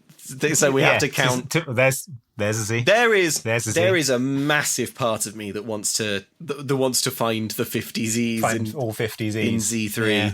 It is so funny that they did this. Like you said, they had so little faith that anyone would ever watch this movie. They're like, we just have to load it with others. You can win a prize, maybe. And this contest is genius because not only will people be watching and counting Z's and engaging with our website, but they won't be engaging with the content of the film, which is they bad. won't be paying attention to the bad film we made. In fact, if Christopher Nolan had just filled Inception with little chibi Joseph Gordon-Levitt, it wouldn't have had to be a good film, would it? No. Could have gotten away with it because everyone would be so busy counting little Joseph Gordon-Levitts. So, something to think about. Perfect. I would also like to thank emailers such as Ronald Hobbs, who wrote in to say, just wondering if you picked up on the error of mentioning Earthset in Xenon 3, a time that never comes on the moon because it's tidally locked with Earth. There's so little research you have to do. The moon is so well documented. Earthset. Earthset. Okay. I love it. It's so good. If you would like to email us your thoughts on Jett Jackson, perhaps you've found, what's he called? Plush Mr. Mumbles or something? Yeah. Plush. Old Mumbly Plushton Jones. Hypnoto Plushton. Yeah, let us know your thoughts on this. If you know what, if you watch the TV show, I would love to know your thoughts on that or your memories about that. If you want to get in touch, you can do. The email address is momcan'tcookpod@gmail.com. We obviously don't have the time to read out every email, but we do read them all. So thank you so much, as ever, for bringing us your DCOM treasures. It is just a joy every day to open the Mom Can't Cook inbox. I love it. So yeah, please keep them coming. And remember, if you would like extra bonus episodes of the show or shout outs at the end of the episode or to join our monthly DCOM watch-alongs, you can do so on our Patreon at patreon.com/extra helpings. Head on over there, sign up, and you can hear our bonus episodes in which we're recapping the Disney Channel original TV series So Weird, which is the best thing Disney has ever done. Yes. So check that out at patreon.com/extra helpings. Yep. And there's merch too at Mom Can't Cook Store if you want to check that out. Now, Andy, I have terrible news, and that's that we have to do this again with a different Disney Channel original movie. Yeah, we do. So what are we going to do next? The film we're going to do next time, Luke, is 2007's Jump In. Jump In. I will now read you the sparse description. Okay. From Disney+. A tough Brooklyn boxer agrees to join a double Dutch jump rope team. Are you telling me that this is a sports decom about skipping rope? About skipping rope and boxing. So yeah, but You know it's not going It to be stars about Corbin boxing. Blue from... He's going to stop boxing to focus on skipping rope. to focus on professional jump. He's going to stop one of the most lucrative sports it's possible to compete in for one of the least popular sports. To focus on the sport that you do when you're exercising for boxing, I think. Don't you just... That's the thing. Rocky's always doing it, right? Oh my gosh, skipping. Amazing. So, you were saying it's got... Yeah, it's got Corbin Blue from High School Musical in, fantastic. So, he's good. Okay. All right, well... come on back next time for that. That'll be in 2 weeks' time. Look forward to that. Jump in. Look forward to that. Right, I've got to go to Mom Can't Cook Israel Dimension B now. It's small and sepia, and I've kidnapped all the decoms, and they're there in miniature. Xenon's walking around like a zombie. Okay, well, you do that. I've got to go and do... I think I've got to call the police because Benedict Cumberbatch is in the street strangling Andrew Scott. Yeah, strangling Adam Scott, actually. I think he's got confused. So, Adam Scott from Parks and Rec is being choked out on the pavement right now. So Sherlock, you I got to call the police about that. But we'll see you next time, folks. Thanks for listening. See you then. Bye. Benedict! Stop that!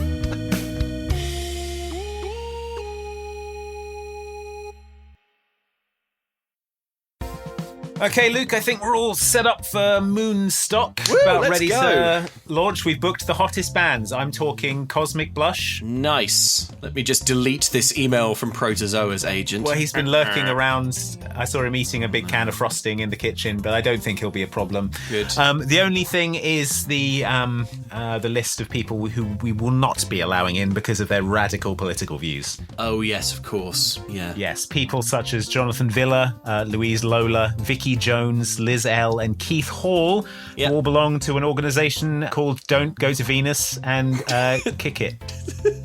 Wait, is that don't go to Venus and kick it, like relax? Don't go to Venus. Don't kick the... Let's kick don't it. go to Venus and kick it with your leg. Don't kick it. See the symbol here? It's got the planet Venus and the leg sort of striking it. That's there, and then a cross through it. That's their symbol. I see it now. So they don't like what we're doing where we go to Venus and kick it. Yeah, I've told security not to let in Beanpole, Blake, Alan St George, Jamie Langford, or Ash because they all passionately believe that the Nokia 3210 was the best phone. What? And they kick off massively if they see anyone using another one, even a more sci-fi one. Damn, okay. Well, we won't let him in. I've also like to add to the board E.T., Julian Rundlet, Elizabeth, Michael McCowker, and Robin Jane. Mm-hmm. They're all part of the Please Let Protozoa Play Moonstock focus group. I think they may all just be aliases of Protozoa, to be honest. Yeah, sock puppet accounts. They're sock puppet accounts owned by Protozoa. We also won't be letting in Hypermole, Jackie, Autumn Holloway, Ethan Pearson, Business Corgi, because they're... Wait, hang on. They're also Protozoa sock puppet accounts. Oh, Protozoa? This is getting pathetic. Honestly. And I'm telling that to you right... Can you hear me, Protozoa, over there? It's pathetic. Pathetic. He sneered at me and ran into a vent. Okay, well, I'll tell you who... Actually, I think we will let in Ruby Tuesday, Rai Midema, Matthew Cowan, Crescentia Che, and Shay Ente because they are part of the Don't Let Protozoa Play Moonstock group. They've got... I misunderstood the sign. It's got a picture of Protozoa's face and a big red cross through it. Well, yeah, it's quite confusing. It is confusing, yeah. But yeah, they can come in because Protozoa won't be playing. He's scurried off into the vents like a xenomorph. Also on the VIP list, I want Cole Mastro, Tim Craven, Rory James, Rue Keeler, and Brandon Plesh represented because they are the members of Cosmic Blush, my favourites. Yeah. Oh, okay. Well, they can definitely come in then. But who will not be allowed in is Clint Hannah Lopez, Michael Olsen, Who Needs to Sleep, Nerdazoid, Sean, and Paul Stevens because they are respectively the gods Mars, Jupiter, Venus, Neptune, and Mercury. Pluto from Disney. Pluto the dog from Disney. They want to come in and just wreck stuff up, I think, like in solidarity with the moon, so we will not be allowing them in. Oh, no. Nice try with the aliases, gods. Angel Beat, Michael Saul, Courtney Rail, The Monk, and Snowy Owl have all been spotted trying to send extraterrestrial broadcasts that could let aliens know about Earth's weaknesses. I mean, they're actually just sending every episode of Even Stevens. So, okay. Well, but that is one of our weaknesses. That is Earth's major weakness. It is one that they made the show Even Stevens. Yeah. I mean, I think if I was an alien, I could watch that and be like, okay, I see that this civilization is indeed vulnerable. Yeah.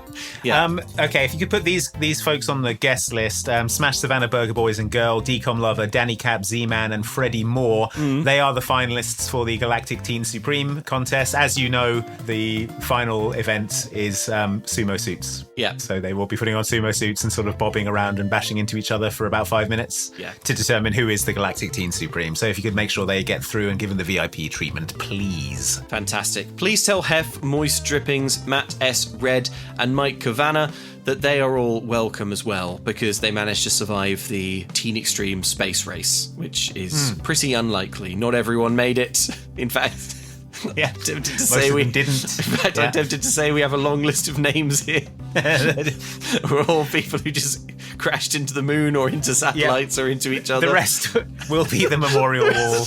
No, of course not. But I will say, don't let in BC, Andy Meany, Adam Steele, Chase Baker, or Quinn is Teething. They are all sort of spunky little brothers and sisters of various people here who stowed away on their space cars. So they mustn't be allowed in. They should be ejected and allowed to expire on the surface of the moon. Sarah Mattocks, Christoph, John Sharplin, Ethan Lappin, and Philip Stevens weren't able to make it to Moonstock, but they will be green screening in from Maui. So we should still get to see a little bit of them. Good. Well, if we can find Mar H, Cara Dennison, Jambo Number 5, Andrew Noble, and Hannah Kirchner, if we could get them in as soon as possible, because last time they were seen, they were being sort of flung around by the moon goddess Selena using her gravity powers. Like, she was peering in through a window.